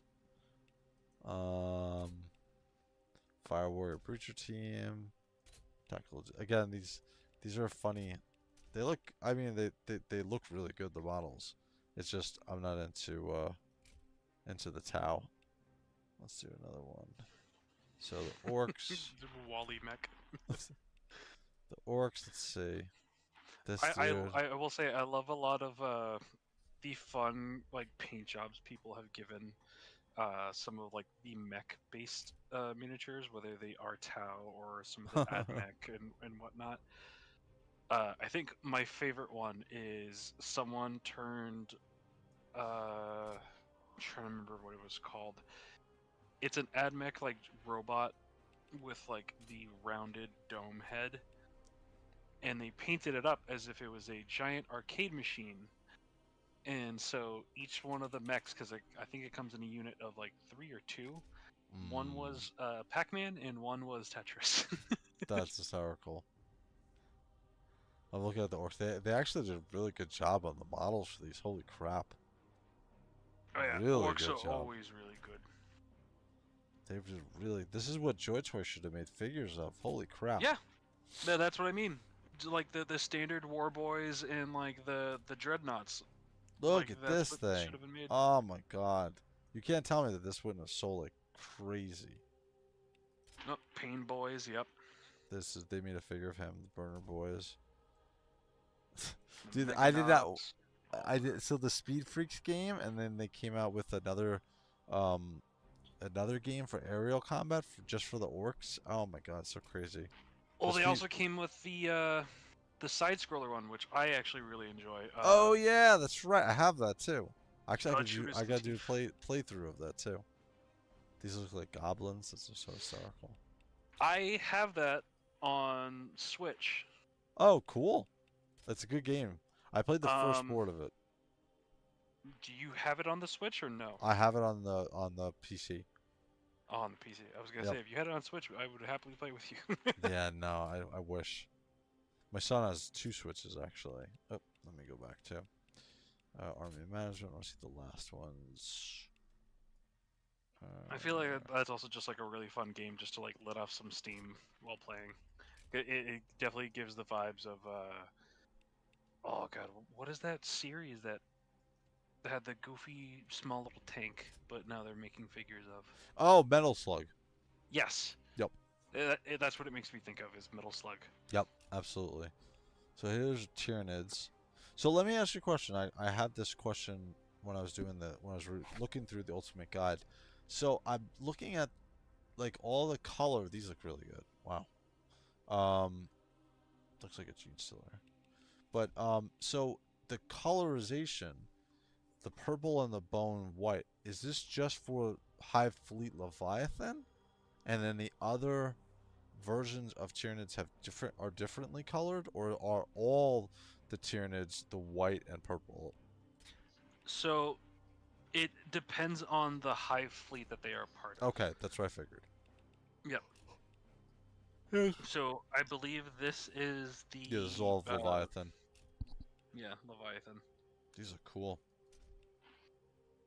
My biggest thing is, like, if I was to ever do Tyranids, is I would do them like as if they were xenomorphs. Yeah, I just watched the latest Alien movie yesterday. What was it called? Romulus. I think it was really good. I thought it was good. I don't know why a lot of people didn't like it. Yeah. The I could Warriors. see, like, it depended on how they saw it. Like, for me and the person that we went to go see it together, like my friend, we went to go see it and we saw it in IMAX, and we were sitting like front row, and we got to have like the seats that do like the shakes and like the mist kind of like at you. Oh, the 4D one. Oh god, did that give it to such more of a greater experience? And just in general, yeah, for an like Alien movie, the definitely. twist at the end. Oh, mwah, chef's kiss. I loved it. So this is the so I showed you guys really quickly all the different armies that you can play in a different mode. This is just the campaign mode. So we're gonna play through. We'll do the first board, the first two boards, so you can see kind of the gameplay and where this is going. What's cool is I literally knew nothing about the Blood Angels, and this game explained like so much of what is going on up until now. With the whole Primaris Marine, I actually knew about the Primaris, and then when some people were talking about the JOYTOY sizes, I was like, oh shit, that's right, they are bigger. So I got it from this game, and you'll see how they explain it. So we're just gonna do a Astartes because I don't feel like trying too hard. I'm gonna remember my tactics. I'm probably gonna blast through the game, but I just want to show you guys. So we will start it up now. Let me turn off the music that I have, because it's gonna have its own music and stuff. And like I said, um let me up the desktop audio too. The voice acting is great in this. So yeah, so we want DLC. Yep, we got Starties, which is the second above, and we'll start it out. So we'll only do like first two, but I do want to get through the campaign before December 10th, so I can so you guys at least have an idea of what this game is. Time flows in contradictions since the invasion. I'm excited. There's an unexpected slowness in the aftermath of an impossible victory. A languid sweetness of air. Also, just to get an idea, so next week we will be doing the operations mode for Space Marine, or do you want to keep doing this? Okay. Yeah, we're gonna do the operations. Cool. As you can see, like the voice acting is awesome on this. Corpses to be burned, fortifications to be rebuilt, neophytes to be blooded. Regardless of our I'll definitely have to rewatch this later, only because if I turn know, up the I volume know. on YouTube, I'll be double hearing us. I know, I know. It's not But the best. I trust you on the voice acting part. It's really Because good. Warhammer definitely knows how to pick their people for voicing. All right, so we got. So it's essentially. Dante says that you are blood angels. Dante. Prove it. Show me that the blood of the great angel flows within your veins. So this is going to be the general idea of how you're using your units and what the units represent, right? So for instance, when we're talking here, I want to get the view. So you can zoom in, you can zoom out. You have a certain amount of spaces you can move your characters or your units forward. Yeah, I read the novel. So the last for I listen to audiobooks speaking yeah, only because like due to free time. I would say I stopped reading. I haven't read a recent novel recently, I would say. Most of them is the same thing like T3. I do Audible, right? I love my favorite, not to jump off into something else, but my favorite are the audio dramas by Warhammer and Black Library because it's literally listening to like a movie because they have multiple voice actors, they have special effects and everything on them. Some of my favorite ones that they've come out with is Mortarian's Tier, which is the story essentially of Kaldor Dragor of the Grey Knights and how he kicked the shit out of, excuse my language, of Mortarion. So that was an awesome one. There's a couple other ones too, which are awesome. So, what about you, T3? Same thing? In terms of just like the audiobooks, Yeah. yeah. Um, I love a lot of the standard stories, but I do like the dramas. Oh my god, when they pop off, especially when they can have the multiple voice actors and then just the audio for like background effects, whether it's the vehicles, the weapon effects, all that stuff. Oh, it makes you feel like you're in it, and it's so much better than like just putting your imagination. If for the people who do have the ability to imagine while reading, like I can definitely Exactly. envision a scene as I'm reading for the detail, but to have that imagination go off alongside actually hearing the visualization of like some of the things too, that helps me like feel like I'm really there or I'm witnessing it so much more. Yeah. Yeah, I um 100% agree. but yeah, right now I'm currently listening to Gaunt's Ghost series. Oh, cool. Very cool. Yeah, I gotta jump on that one. Right now I'm listening to all of the Raven Guard stuff I can get my hands on. So Mm. and some of the I just finished an audio drama with the Minotaurs and the Raven Guard fighting against what is it? The Pestilence dude. What's his name? He's one of the Chaos Gods. Oh, Nurgle. Nurgle. Yes, yes. It was pretty cool. I just finished it the other day. And again, the audio dramas are only like 2 hours long, but they're definitely worth it. I wish they would continue to do more. So, Agreed. all right. So here we go. So this is the first. So what I'm going to show you really quickly is so you have the board, right? You have your gaming board. Essentially, it's kind of like a lot like again. Take take my word with a grain of salt if you played the tabletop game, but it feels like it's a lot of the same movement restrictions or what you can do as far as like the tabletop, right? You have the board, you have a certain amount of movement speed, so movements that you have with the characters. On the characters, the units themselves, you highlight the units and you can see some particular stats for each of them. So for instance, the first one is evasion, which these guys don't have. The second one is your armor, right? The third one is how far the guys can move. And the fifth one is the action points. Generally speaking, almost every unit, except I think the special units, which is like your name characters, will only have one action point and they'll have, 4 or 5 of the movement points. The action point is where you're going to use your action. So for instance, I have the intercessors highlighted right now for 5 of them. Their action would be to shoot their bolter rifle, right? Now, if you look on the board, I have a couple I have the intercessors targeted. So looking at the Tyranids right across the Hormagaunts, which are the melee versions of the Tyranids, and let's say if I wanted to shoot them. Well, if I shoot them from here, and you click the button to attack or perform your action, and then you highlight what you're going to shoot at, you actually get an idea of what you're doing here. You get an idea of how much they're going to hit and what the damage is going to be. So for instance, mainly because I'm behind something, and if you swing the camera around, you'll see what I'm saying. You're behind cover and you're trying to shoot from behind cover, so you're going to incur a penalty. Okay? So the penalty is to hit. So instead of if I was in perfect alignment with the target that I'm shooting at, I have a penalty and it's dropped my hit percentage down to 52%. Now, each of them have, I think each of the units will fire off about 4 or 5 of the shots. Let's see, range, space damage, space weapons. accuracy fall off 10 per tile. So it gives you a lot of the information, a la if you're playing the tabletop, to get an idea of what you're doing, right? So for instance, we're going to move our unit 1 over to the left, and we're going to use a movement, right? And then we're going to shoot. I think these are in the optimal range for 75%. I think if I move back 1, I'm at like 85%. I think that's the most optimal you're having, right? So, all right, so I have my intercessors. I moved them 1 over to the left so they have a clear line of sight for the target they're going to shoot at. We can see how many of the Hormagots I'm going to shoot. I'm at 75% hit rate. I have 5 of the guys, so we're going to attack them with our bolter rifle, right? So let's go. Let's do our action. Oh, wait 1 sec. Why is this not doing it? Is that the move? Oh, I have to face them. Nope. Hold on. Face. I have to change how I'm facing. Come on.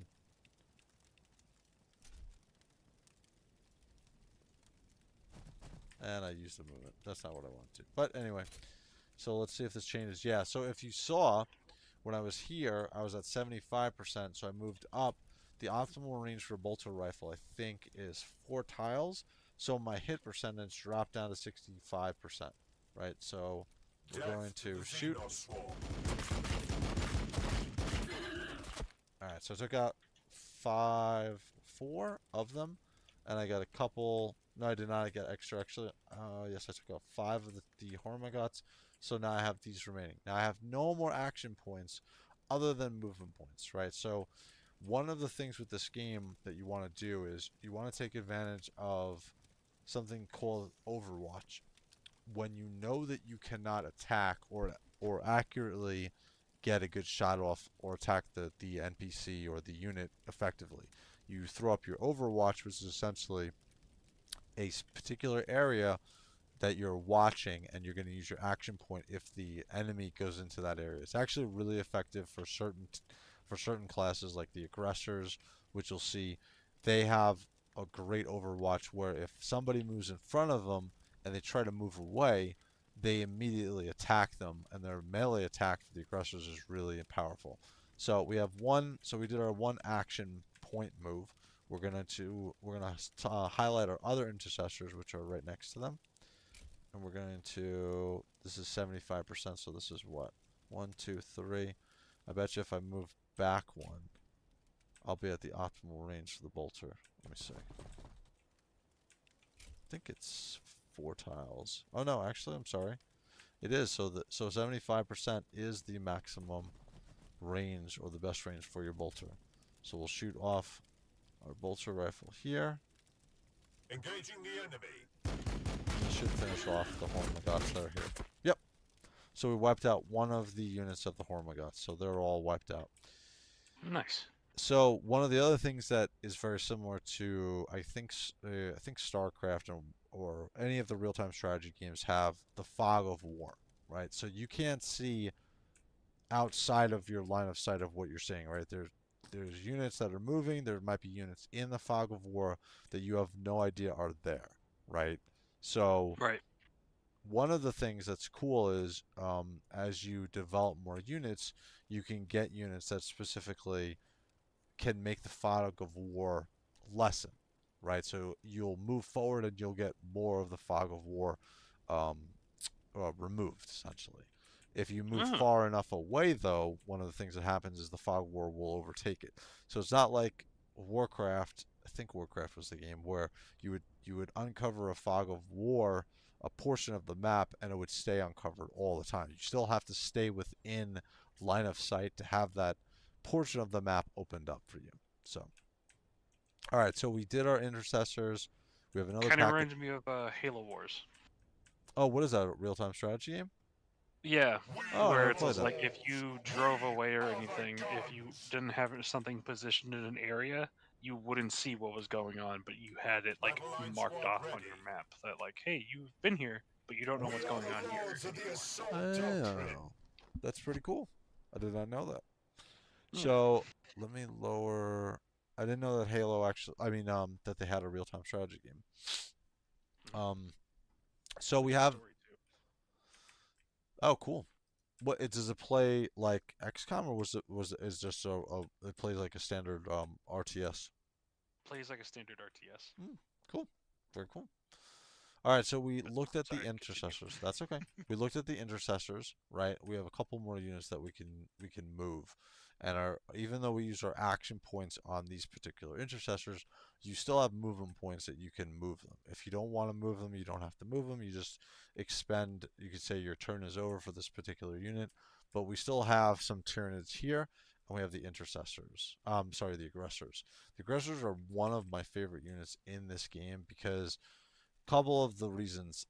They're one of the most well-rounded units that they have. Their melee, their Bolt Storm gauntlets. Sorry, is it this one? Yeah, it's the Bolt Storm gauntlet is great because they're super strong in melee. Really, really strong. Once you start to fight some of the larger Tyranids, you'll notice that they're impressively strong. They're bordering on as strong as some of the Terminators with electrified claws. They're very, very strong. One of the other things too is they have an ability. So see how close this unit is of Tyranids next to my guy.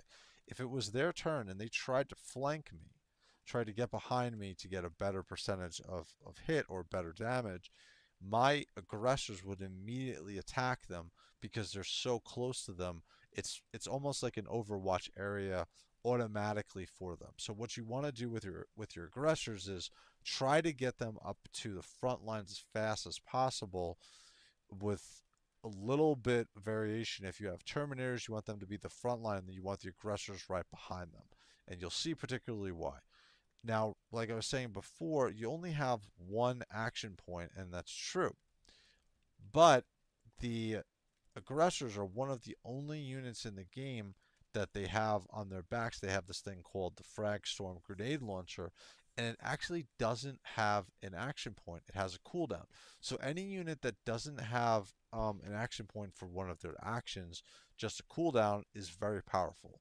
So for instance, in this particular instance, the Frag Storm Grenade Launcher, it's going to give you a certain amount of range when you highlight it. So anything within the circle inward is where they're going to I'm sorry, the wherever the circles are on the screen is where they're going to be able to launch these grenades to. So up close, obviously they can't launch them because it's considered artillery. The optimal attack range for these are going to be the highlighted very yellow circles. You can shoot them into the next circle, but you're going to start to lose a lot of your accuracy on these particular ones. So again, Fragstorm Grenade Launcher, it's on a cooldown. So every 3 turns, I can use another one. For the other abilities, it's 1 per turn when you use it. So what's essentially going to happen here is if I had a second unit to shoot at, I think I can actually hit these ones. Let me see. Yes, I can. So I'm going to have 2 actions for the aggressors. So the first one, because they're in melee range, I'm going to wipe these Tyranids out. So you have 2 options. You can either do the Blade Storm Gauntlets, which is the 2 bolters that are attached to their wrists. You can shoot them off, or you can go in for a melee. What I would recommend for playing the game is if it's multiple units, which is what I'm dealing with here, you want to go with the Bolt Storm Gauntlets rather. You're going to get more hits on them. I actually think they might actually wipe out all of these out. For the Bolt Storm Gauntlet, because you have 3 individual units, it's going to be 3 melee attacks instead of multiple. So I'll kill definitely 3, but with the Bolt Storm Gauntlet, I'll kill definitely 3. But with the Bolt Storm Gauntlet using the bolters, I'll kill more of them. So you're going to see exactly right now while I shoot them off what the Bolt Storm Gauntlet's going to do. Actually, I have the wrong one targeted. Here we go. So this, as you can see, so it took out four of them, and it also hit 1 of them. Whereas if I used the melee attack, it would have killed just 3, and I would have multiples that I have to deal with. Now, the other thing, like I said, the Fragstorm Grenade Launcher, you're going to get an attack here.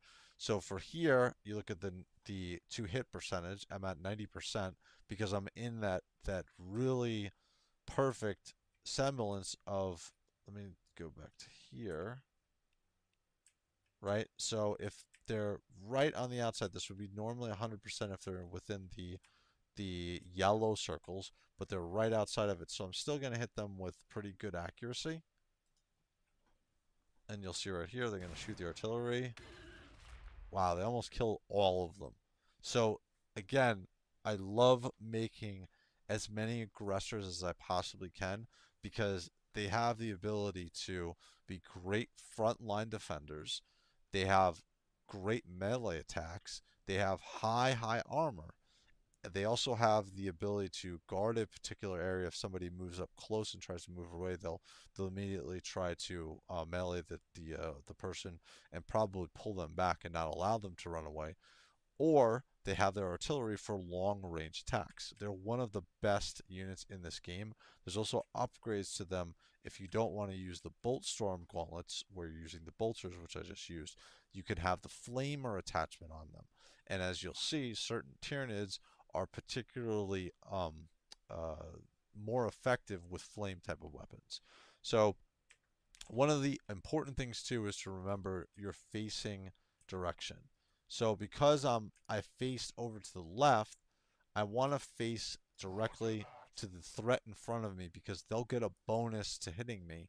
Plus, if I'm not facing the character that or the unit that I'm trying to, hold in particular one particular area, they will not do that action, which is essentially like the guarding of the area, right? They won't move forward to attack them if they're not facing the particular unit to say, hey, you can't move anywhere, or I'm guarding that particular area.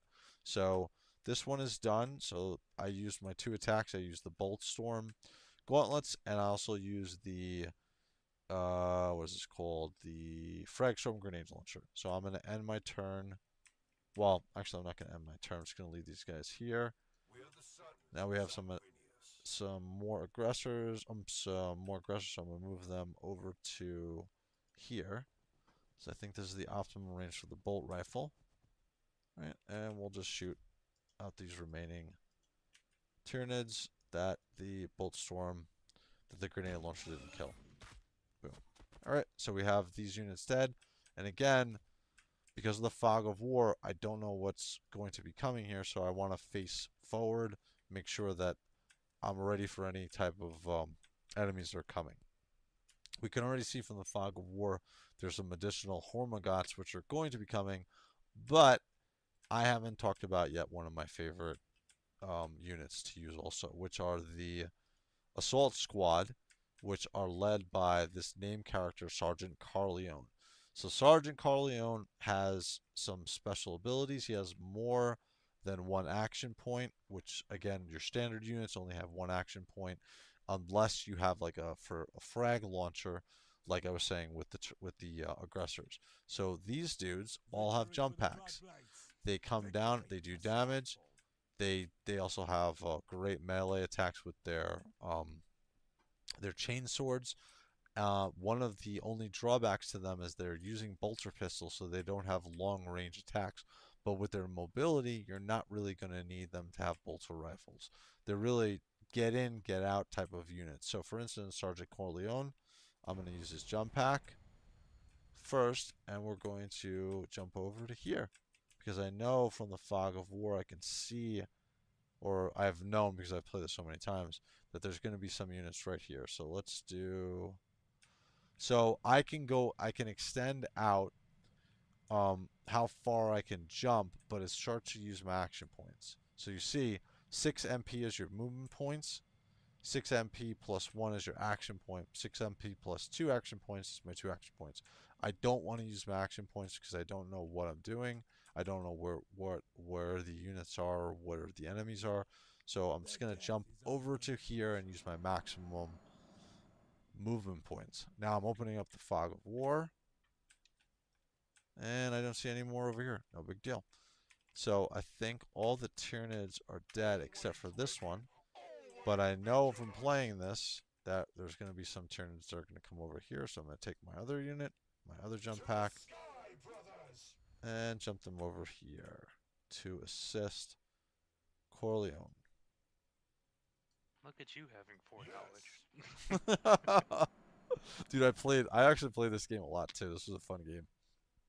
So now we know, well, I know from playing this game that moving forward, there's going to be some Tyranids that are going to come. But even if you didn't know that and you don't know the boards like I do, like the back of my hand, you still want to take advantage of something called Overwatch, right? So I have 2 action points with him. What that essentially means is if I activate Overwatch, right? Let's click this. It's going to give you the squares where it's going to Overwatch. Now, the more highlighted square is going to be where it's going to have more accuracy and do more damage on, which makes sense because he's got a chain sword. So if I put here, he's going to, if there was somebody who moved up into that space, he would immediately attack that person and wipe them out. What you want to do is you want to have a healthy balance of where's the maximum effectiveness plus having far enough overwatch for your characters or your units that you were using. So for instance, here, I know that nobody's going to come that close. So I'm going to take the option because there's nothing here from the Fog of War yet, which means that they would have to move up pretty quickly to get into my Overwatch area. I think I'm just going to stick it right here. So he's going to Overwatch everything that's highlighted on the screen, right? If they move into the yellow area or the highlighted yellow area, they're going to get blasted really hard. I've extended it out to the non-super effective areas just to have some shots because I know that the Tyranids are probably going to move forward into that area. So same thing with these guys. He's going to have 2 attacks for his Overwatch because he has 2 action points. These guys are only going to have 1. So I'm going to put the Overwatch area here. That's set. I'm going to, I think there's a unit that comes this way. So I'm going to stick this unit here. And I'm going to move this unit over here to help back up my aggressors and my other pack of intercessors. So I'm all set. So these guys are going to attack. I am finished. You can tab just to make sure around your units to see that nobody has any action points. Actually, these guys have action points. No, they have movement points. Sorry. Action points are red. So none of my guys have action points before I end my turn. Perfect. And I'm in good If you don't position. mind me asking, Sure, go ahead. so the terrain doesn't act like how it would in like XCOM or uh, Dawn of War or some of the other games where it's just like the terrain can benefit you or hinder you It depending on how does. it's placed. It does. Okay, So, so good. for like when you're up against it, does it give you the half cover or Yes. does it only give you half cover and then it also prevents you from shooting? So, when I was over here and I had the first unit in this position, there Yep. the hindrance comes into either you can or you can't. You can shoot or you can't shoot is the first thing. Now, these intercessors could shoot, but they were lowered to, I think it was 57% accuracy. If they took one step out and there was a clear line of sight, then it was 75% accuracy. Same thing for NPCs attacking you. They're going to have a lesser chance to hit you if you're behind cover, right? So it works both ways. Okay, so I would definitely have to change my gameplay strategy of mental thinking if I ever were to play this because I'm so used to if I have cover then I have both better angle on you to shoot or such and such Yes, while having protection kind of thing. correct. So in the tabletop game, how does it work? Do you have a plus? Is there a plus and a minus, or is it just plus plus to be behind cover? So you get the bonus to being behind cover, but then it's all about line of sight, where it's like you'd have to whip out a I get it. ruler kind of thing and be like, can this thing actually see me from this point? But then it's also, hey, if I could move, like as long as I'm keeping them within like I think it's like a meter away from or next to each other Hmm. to continue still being like part of the squad. You can shift it to be like, oh, I'm posting them up inside this building that has like a bunch of windows and scaffolding. I get it. Instead of them being behind each other, there's enough space for them to stack up all on a wall, and each of them to be looking out a window kind of thing with their barrel. So if they can see you and stick you out of the barrel, then they have line of sight on you while having the protection still. I get it. I see what you're saying. Yeah, So this. for me, it's funny that they went with that aspect instead of the normal aspect. Yeah, they. I guess it's because it's a RTS they want to keep. There are certain units that get a special bonus being but behind line of sight. Um, Mm-hmm. for offensive, not just defensively, but they also get a I want to say I think it's the plasma rifle dudes. I think they get a bonus. We'll have to say. But yeah, so there's a give and take in this game, particularly. Like if you're behind line of sight, yes, you're better off defensively, but you're not better off offensively if you can't. It depends on I think it really depends upon the line of sight item that you're behind, right? Like if you were behind this, your line of sight is going to be severely hampered, right, as far as your accuracy, or you might not even be able to shoot out of it. But if you were behind something like trying to find something on the board. I guess something along the lines of this. If you were shooting outwards, you would have defensive ed. I think you also get a defensive. You don't suffer a penalty, and I think you get an a defensive bonus. I know for a fact when you're standing on a high ridge and shooting down, you do get a bonus. So, all right. Hopefully that answers your question, sir. Yeah.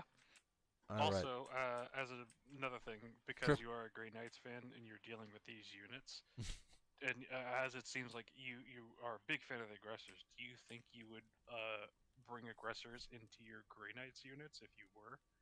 If I could, yeah, absolutely.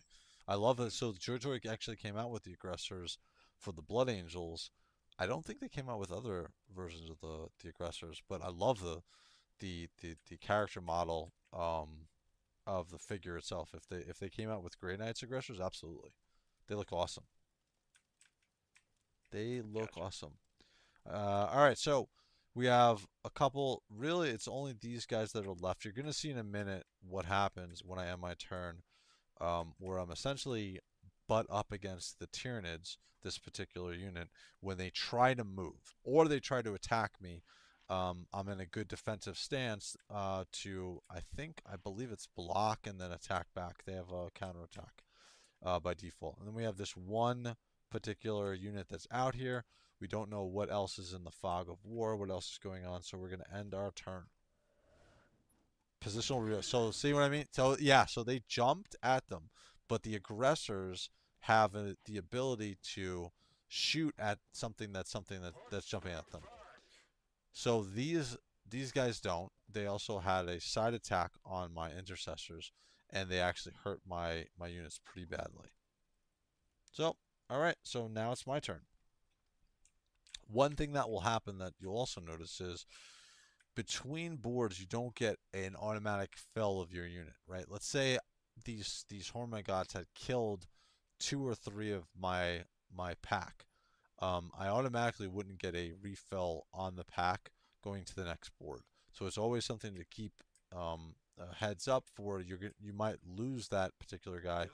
Also, based upon how many missions they do, that particular unit, they get experience. So they get better and better and better with their weapons and their accuracy and so on and so on. So it's case in point, it's better to keep your unit. Actually, I'm sorry, I made a mistake. If you have one guy alive in your unit, he'll be refreshed in the next gameplay loop. So on the next board, he'll have 5. But even if you have one alive with no HPs, like 1 HP left, the entire unit will get that experience. So you're always better off keeping that one guy alive so you don't lose all that experience of that unit for the next board. So, All right, the sergeant survived. All right, here, yep, all you nobodies, go join him, and you exactly. all get the veterancy. Yep, yep, exactly. So if you see, so these Hormagots moved close, right? They're melee NPCs. You can also click on them to see particularly what they can do. Oh, actually, I didn't mean to do that. I want to show you something. But one of the things is, so the bolter rifle, because there's a certain optimum range, it's 3 units away. the closer you are, the less chance you're going to have to hit with the bolter rifle. The bolter pistol is different. So I use an action point there. Boom, I didn't get as many hits as I normally would have, or I literally didn't kill any of the Hormagods.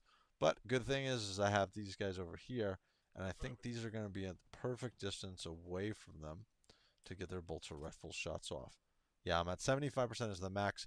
As you get more experience with the units, their hit percentage starts to go up, their damage starts to go up. So we're at the maximum hit. So let's see what happens.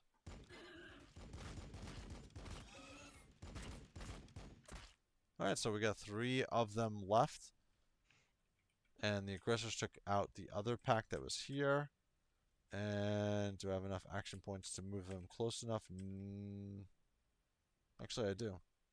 I can move the aggressors over here so that my units are not taking any more damage, and you can use their action point to finish off the remaining Hormagods. Alright, so they're moved curious over. if you happen to know how high the veterancy can a unit receive? You can go up to, I think 10 levels is the maximum. But I don't know. I don't know what it means as far as the Like effectiveness? yeah, as far as like I think it's up to 100%. But after 100% hit effectiveness, you start to up their damage each time that they level up. So does that mean for a campaign, if you were to be strategic enough, you can essentially have the same units from this mission all the way to the Oh last yeah, one? Or absolutely, wow, okay. 100%. One of the cool things is Carleon. You'll see when we beat the border or another night, you actually have a whole talent tree that you go down for him. Same thing for each of the units. They have particular talents that you, as you level up and you get more points, you get them and you can cherry pick what you want, particularly for each unit. So every unit, yeah. So for instance, this assault squad, if I get them to the end game, they're going to be super powerful. Same thing with Corleone is going to be a monster by the time that this game is over with, or any of these intercessors. That's why these aggressors are so awesome. The first aggressor that what you want to do is pick a unit that you really like. The aggressors are so good because their only liability, I would say, is their movement, right? They can't really move far distances. But one of the things that helps them is the grenade launcher, right? They can shoot so far, and it doesn't take an action point. You can do it once every 3 rounds, and it covers a large area that they're shooting in. It's not one particular one. It almost killed at 95% almost all of those units before. The other thing with the aggressors is their range. Other than their Fragstorm grenade, which you obviously saw before, their Boltstorm gauntlet, right? Unless they're really close, like look at their hit percentage, 55%. You can see it drops, and then they can't hit anything outside of this. Because essentially, these Boltstorm gauntlets are essentially considered like a pistol almost, but a machine gun pistol. But The idea of those being considered a pistol. yeah, exactly. So here we're gonna shoot off. It's only 55%, but again, there's only a couple remaining, so I'm gonna take them out. So I'll get some experience points. You get a lot more experience points for killing a full unit off, like than just killing 1 or 2 of the units. So we're good from this perspective.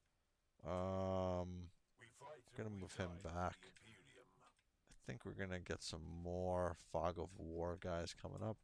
So we'll leave these here, these here, these are good. I know that there's going to be more that are going to come up on this side, so I'm just going to do a quick overwatch. And as you can see, compared to like the bolt pistol, look at the bolter rifle. Look at the overwatch. Look at this. This is huge, and all of them are yellow. So you're going to get a maximum amount of room to shoot if somebody comes. You're going to have a chance to do some really good damage to any NPCs that come into this line of sight. Even outside of here, like they really shouldn't be able to. I guess line of sight they could hit over here. This would be difficult. But again, I'm gonna take my Overwatch here. I know that we're gonna have some Tyranids that are gonna come out. Same thing for this. We're gonna move Corleone up a little bit. So with the Overwatch cone for like the squad, Yep. let's say like 2 of the units are behind like a wall cover. Do they still technically fire through the wall to hit the targets? Whereas like let's say the rest of the squad can visibly see them and they get the bonus. No, Does it's that unit fire or does he not fire he until does. he sees? He's not. He does. Well, if you have that particular square highlighted, he will shoot at that. But it will depend upon his bonus behind the line of sight whether or not he's going to actually hit. Like he'll either have a high percentage, just like a normal shooting, or he'll have a lower percentage because he's line of sight. But he will shoot at that target. Okay. And again, we're gonna move these assault squad up, especially the jump squad. Move these guys up, and we'll do a quick overwatch as well. And we're gonna keep it to here because we want to make sure that these guys. Also, if you want to turn off your overwatch, you can, right? Right. I already set it to overwatch, but I didn't like that one. I can set it over here. He's gonna move up, and we want to set it over here. Right. Good. Alright, so I set the Overwatch to only attack if they come up in front of here. If I wanted to, I could have done it farther away from here, but I want to make sure that if they come up, they're going to get the maximum amount of damage as possible. If you know you're going to be fighting mainly melee units, this is a really good strategy to do. If you're unsure and you think they might be a range unit, then you want to stick it out to the maximum range, which is why I did it with over here with the intercessors. So, all right, so let's go around our room, make sure nobody has any action points left. That's movement points, Nope, and we're good. All right, so we're gonna click end turn, and we'll see what happens. Yep, Fog of War. So we got some more Hormagots running up. These are all melee. So now you're gonna get to see. I think we'll see if the guys. No, they didn't attack. Okay. I want to see if they would defend immediately from a side attack. I think they will. I think it's still considered pretty good. I don't want to move these guys up, so I'm just going to stick them. Same thing. We're going to do an Overwatch. And then over here, even though it didn't show you, some NPCs, some of the Tyranids, some of the more melee Hormagots came out as well. Alright, so we're going to... Let's do... This is ranged accuracy remove. I thought. Oh, it's. Is it? Yes. So we're gonna land. We're gonna do our jump pack. We're gonna land and do a ton of damage on all of these.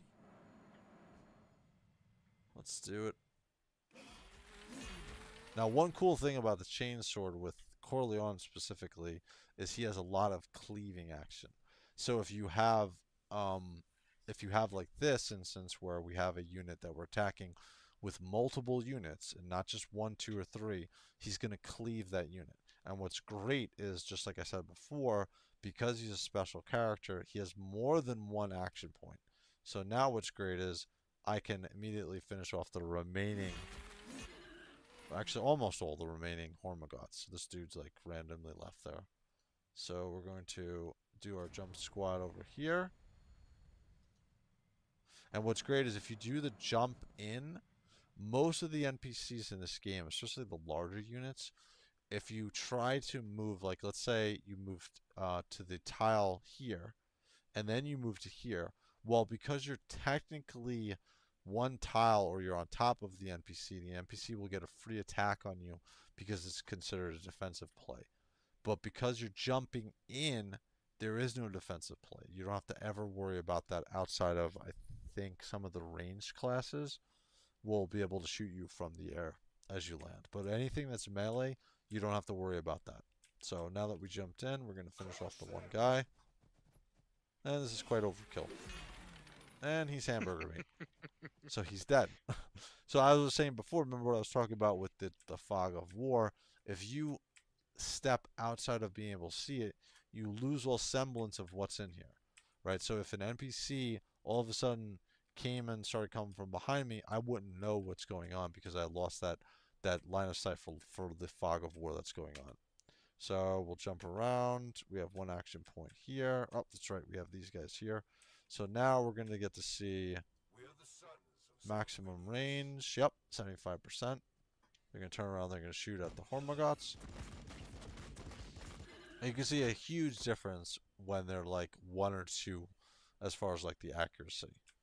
Alright, so now we want to use our aggressors. I have one more pack to here, but I'm going to use the Blade Sword Gauntlets on these because I think this is going to almost wipe them out. Yeah, almost wipes them out. There's only 2 units left, and I don't even care if they try to attack me.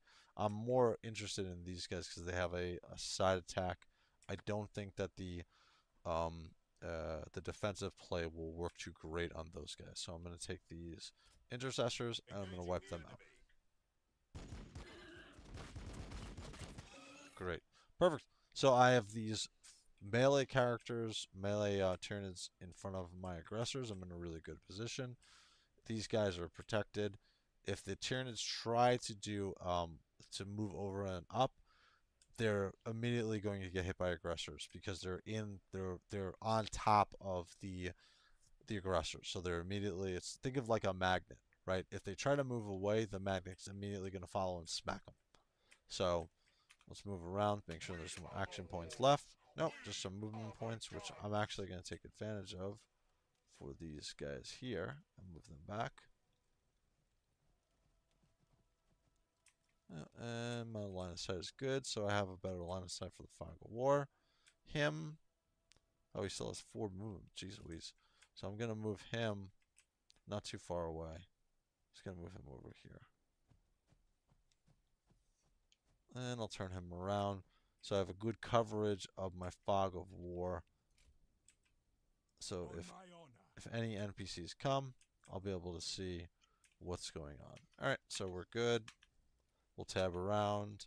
I don't need to move my intercessors. These guys are good. So we'll end our turn. This is what I'm talking about. Positional. Bam! I love that attack so much. You can always count on the aggressors to hold your front line effectively if you don't want to spend the points on getting a bunch of Terminator armor with the claws or shield and hammer. So again, here's... Terminators are so cool. Yeah, the Terminators are awesome. So again, you get to see in effect what the Overwatch was doing. So I hurt this unit. Right now I'm going to take, what is the accuracy? 55%. So I want to move them up 1. Alright, so we'll click our move. Move here. And I think that's going to give me the maximum 75%. Perfect. So I'm going to get 2 attacks. So I got the Overwatch attack from the last turn, and then this turn. So I got 2 left. Right? Oh no, they're in trouble, or they might take, like, I like to play the game to try to not take any damage whatsoever. So for me, I'm like, well, how do I make these guys not take damage? Well, I know that the aggressors over here just went 3 turns, so their frag storm grenade launchers reset, so they can use it. So essentially, if I wanted to, I can move them up to here. Right, but that's going to use one of my action points. And I can use the frag storm grenade launcher on these guys. Right? But I don't really need to do that because I got jump pack guys over here. Right, and I don't think that there's a cooldown on these guys. Yes, there is actually a cooldown on jump pack. Does he have a cooldown? Oh, okay, so it's 1 turn. So these guys, I'm going to move... actually, I'm going to move them right here. I'm going to use my aggressors grenade launchers to finish off them. So one thing that you want to do, 3, I think that this is good. Nope, that's taking 1 away, so we're going to move forward. What's cool about the grenade launcher is even though it's using one of my action points to move forward, I still have the option to use the frag launcher.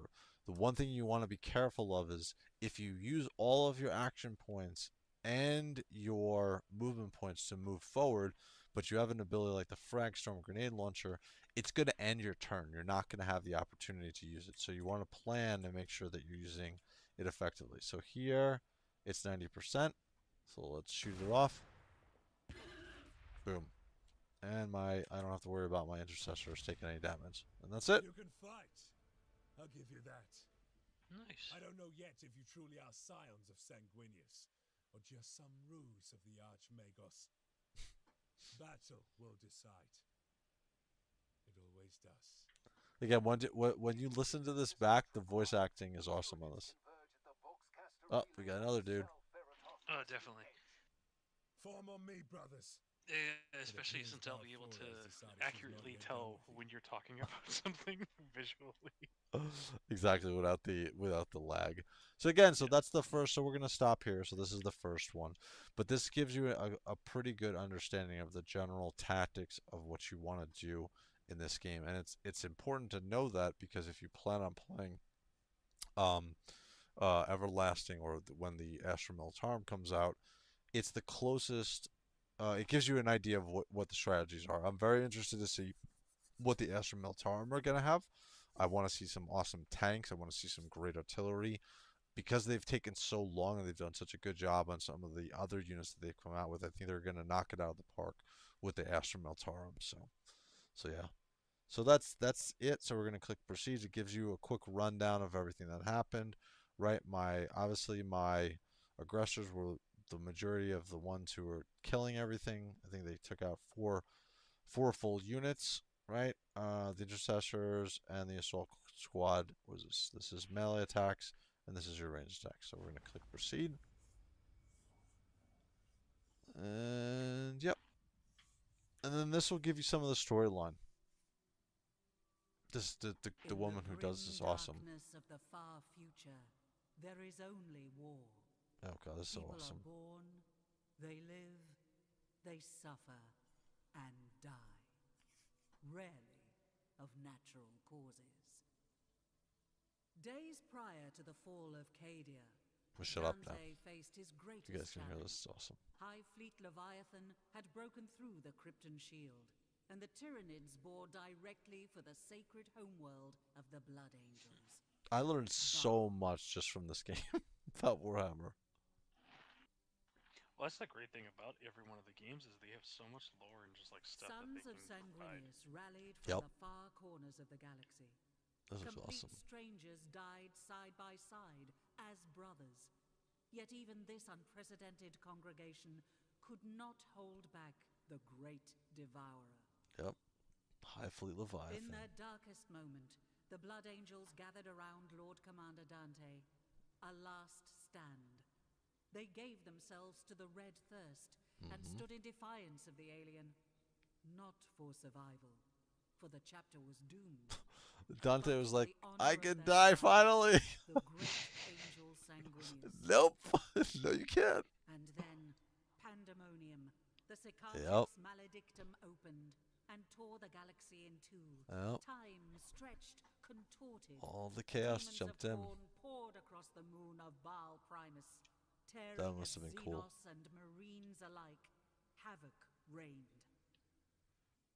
But just as quickly as it appeared, Whoa, the big G. Sicatrix Maledictum contracted. It took with it both the demons and vast swathes of High Fleet Leviathan.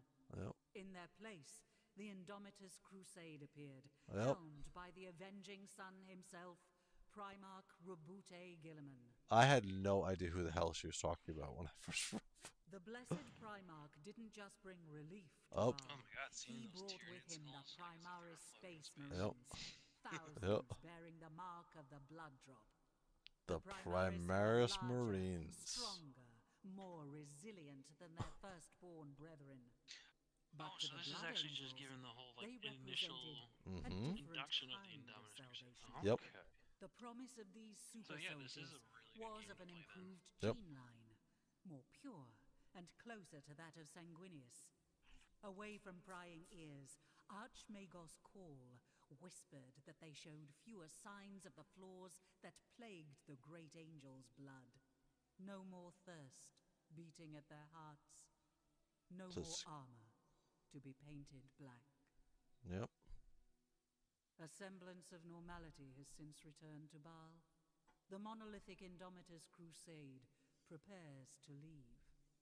Commander Dante now Lord Regent of half of the Imperium, Commander Dante was was wishing to he heal could go his take a jester rest. and Baal of the trauma suffered at the hands of Leviathan. Yeah, so this is really the And on aftermath removing on Baal's Baal of what accoutrements, happened, and also the Sergeant moons. Carlion hurries to the aid of his sanguinary So troops. they're essentially, this is a campaign to go out and root out any of the remaining High Fleet Leviathan that remained after the battle. That's what this is, and this is the aftermath of that. Yeah, so this is really cool. So again, so you go to all the moons around Baal. You get really an idea of, especially if you don't know a ton of Warhammer information, like this is a really good, again, from your perspective, T3, like they go into what the, the Primaris Marines and so on and so on. They really give a good introduction to that. So um again, so now we're moving to the next mission. We're going to stop here in just a minute, but I want to give you a quick introduction what we're going to see in the next one. So we have our standard Marines here, which are our units, right? These are all non-Primaris, essentially, is what they're saying.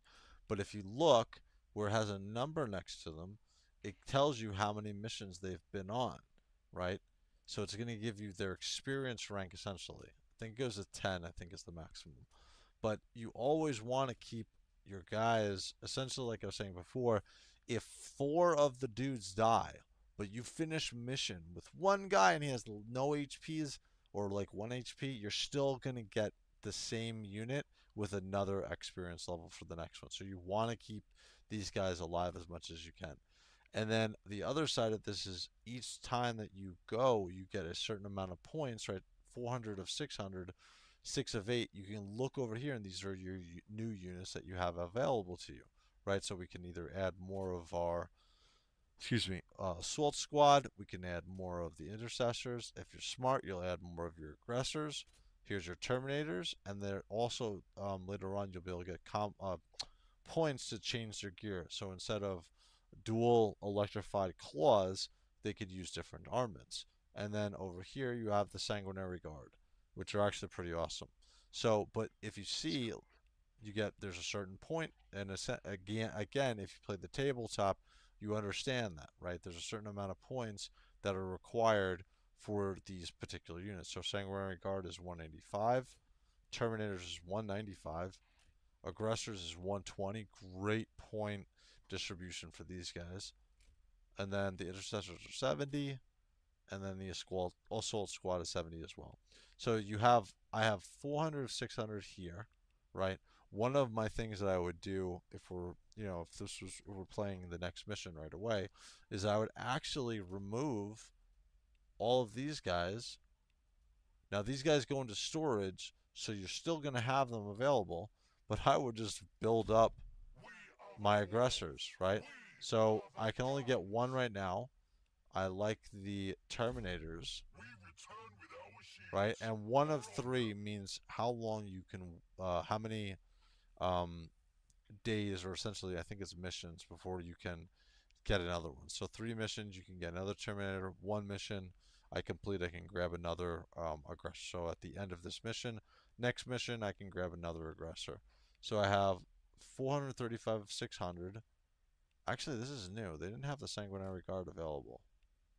No. I do want to say it's really funny on the squad, because in a box set you can get a box of 5 Terminators right now, but right now you can only get a box of 3 Sanguinary Guards. So the fact that they give you 5 inside of this picture is funny, and then you only get the 3 Terminators, which is like, wow, they really flipped that one. That's hysterical. I didn't know that. So essentially, so I have 435 600. You don't have to use the maximum points, but I do want to use the maximum points here. Right.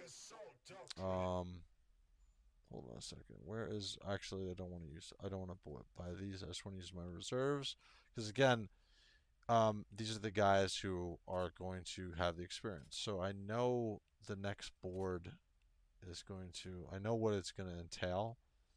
So I want long range guys on the next one. I have my 1 pack of Terminators. to go forward, and actually it drops it down. Yeah.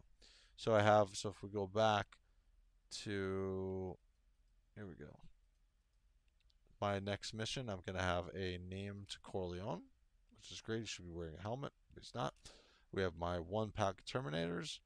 We have my new aggressors, my aggressors from the last mission, and then I grabbed my 2 intercessors. So I have 575, 600 points spent. So yeah, so that's essentially the game. I think it's so T3. Seeing it from your perspective, what is your take on it as far as how it compares to the tabletop? It's a decent comparison. I Yep. would say like the one thing that like I was saying earlier that I would have to definitely work on mentally if I were to play this is the cover Cover. system. Yep. Yeah. Besides everything else, I would say it's slightly different still from uh, tabletop, Oh just yeah. because it covers through tiles, not distance. Distance. Yep. Yep. But tiles aren't bad because that's still like a decent way. It goes through like a whole squad instead of you maneuvering single parts of the units, which is nice. Yep. Yep. I agree. I can definitely get behind it, especially since one, it's not an Ultramarines game. As much as I love Space Marine 2, I only love it because it's Titus and he's got a good story. Yep. But if it was about a different chapter, oh god, I would love it so much more. Oh god. Like this, I could definitely get behind it. And then especially if they're going to add guard in, if you said they're getting a campaign or they're only going to be for the multiplayer.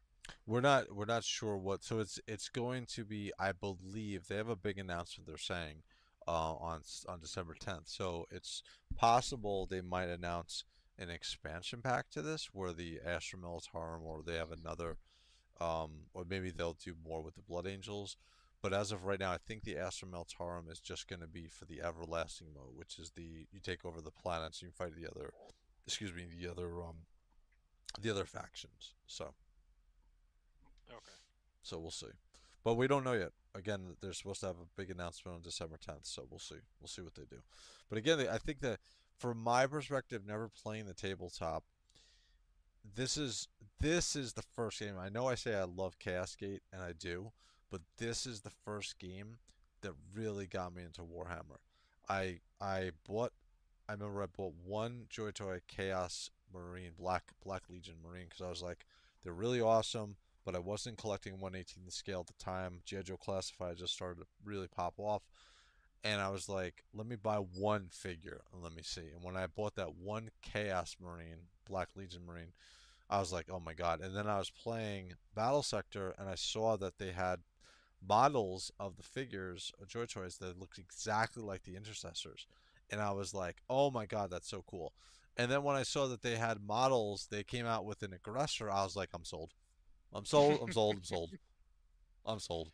So again, I think this game is awesome. I love the strategy aspect of it. I've never been a huge strategy game guy, but this is a lot of fun, and you can play it at your own pace. And you don't have to, you can learn more about Warhammer and the way they explain it from a Blood Angels perspective. It gives you a really good, well-rounded view of what's going on in Warhammer 40K when you're playing through a fun game. So that is my take. So, T3, what do you think? Yeah, I'm definitely for this game. I will hopefully pick it up. You said it's on sale still. Do you know how long the sale is lasting for Steam? Let me go back to Steam. Let me see. Let's see. Might say. Da, da, da, da, da, da. It doesn't say. I would assume. I have to go to the front page. Let me see if they say something about when this is a Steam autumn. Oh, it's an autumn sale. Okay, so it's now until December 4th at 10 a.m. So let's say December 1st. So 2 more days are still gonna have this sale up. So So I would miss the sale. Okay. yep. But it's again, it's a really good game. I'm gonna play through the campaign. I'll do another mission tomorrow night, and I'll figure out some other days to do it as well. Because I'm really getting into the World of Warcraft line of sight. Plus, there's also some reviews I want to finish up doing. I want to do those the Grey Knights collection video and also the sisters. So we'll see. So thank you guys for watching. T3, this was awesome. Like I said, in the next couple of streams, I want to start livening things up, making the presentation a little bit better as far as like making it more like fun for Warhammer 40K and have like some fun stuff on the screen. And then also I want to get you on the camera so that people can see your face, so I'm not the only face that's on here. So that might drive everybody away. So Yeah. all right, I think T3. it'd be the one driving people away. Have a good night. Have a good night, guys. For anybody watching or anybody watching us after the fact, hit the like and subscribe so I know that you guys like this type of content and you guys want to see more of it. Again, keep an eye out for new stuff. I have a bunch of new Warhammer 40K stuff coming out. I have some World of Warcraft, or actually a video that I'm working on right now regarding some of my Soul Shuffle games. So I'll have that out sometime this week, and also take a look at some of the music videos I made. Like I said, this past week, I came out with an Adeptus Sororitas video from the original artist. I thought it looked really good, as well as creating a unique song for it. So, again, thank you guys for watching. T3, thank you for jumping on. Any final say, sir?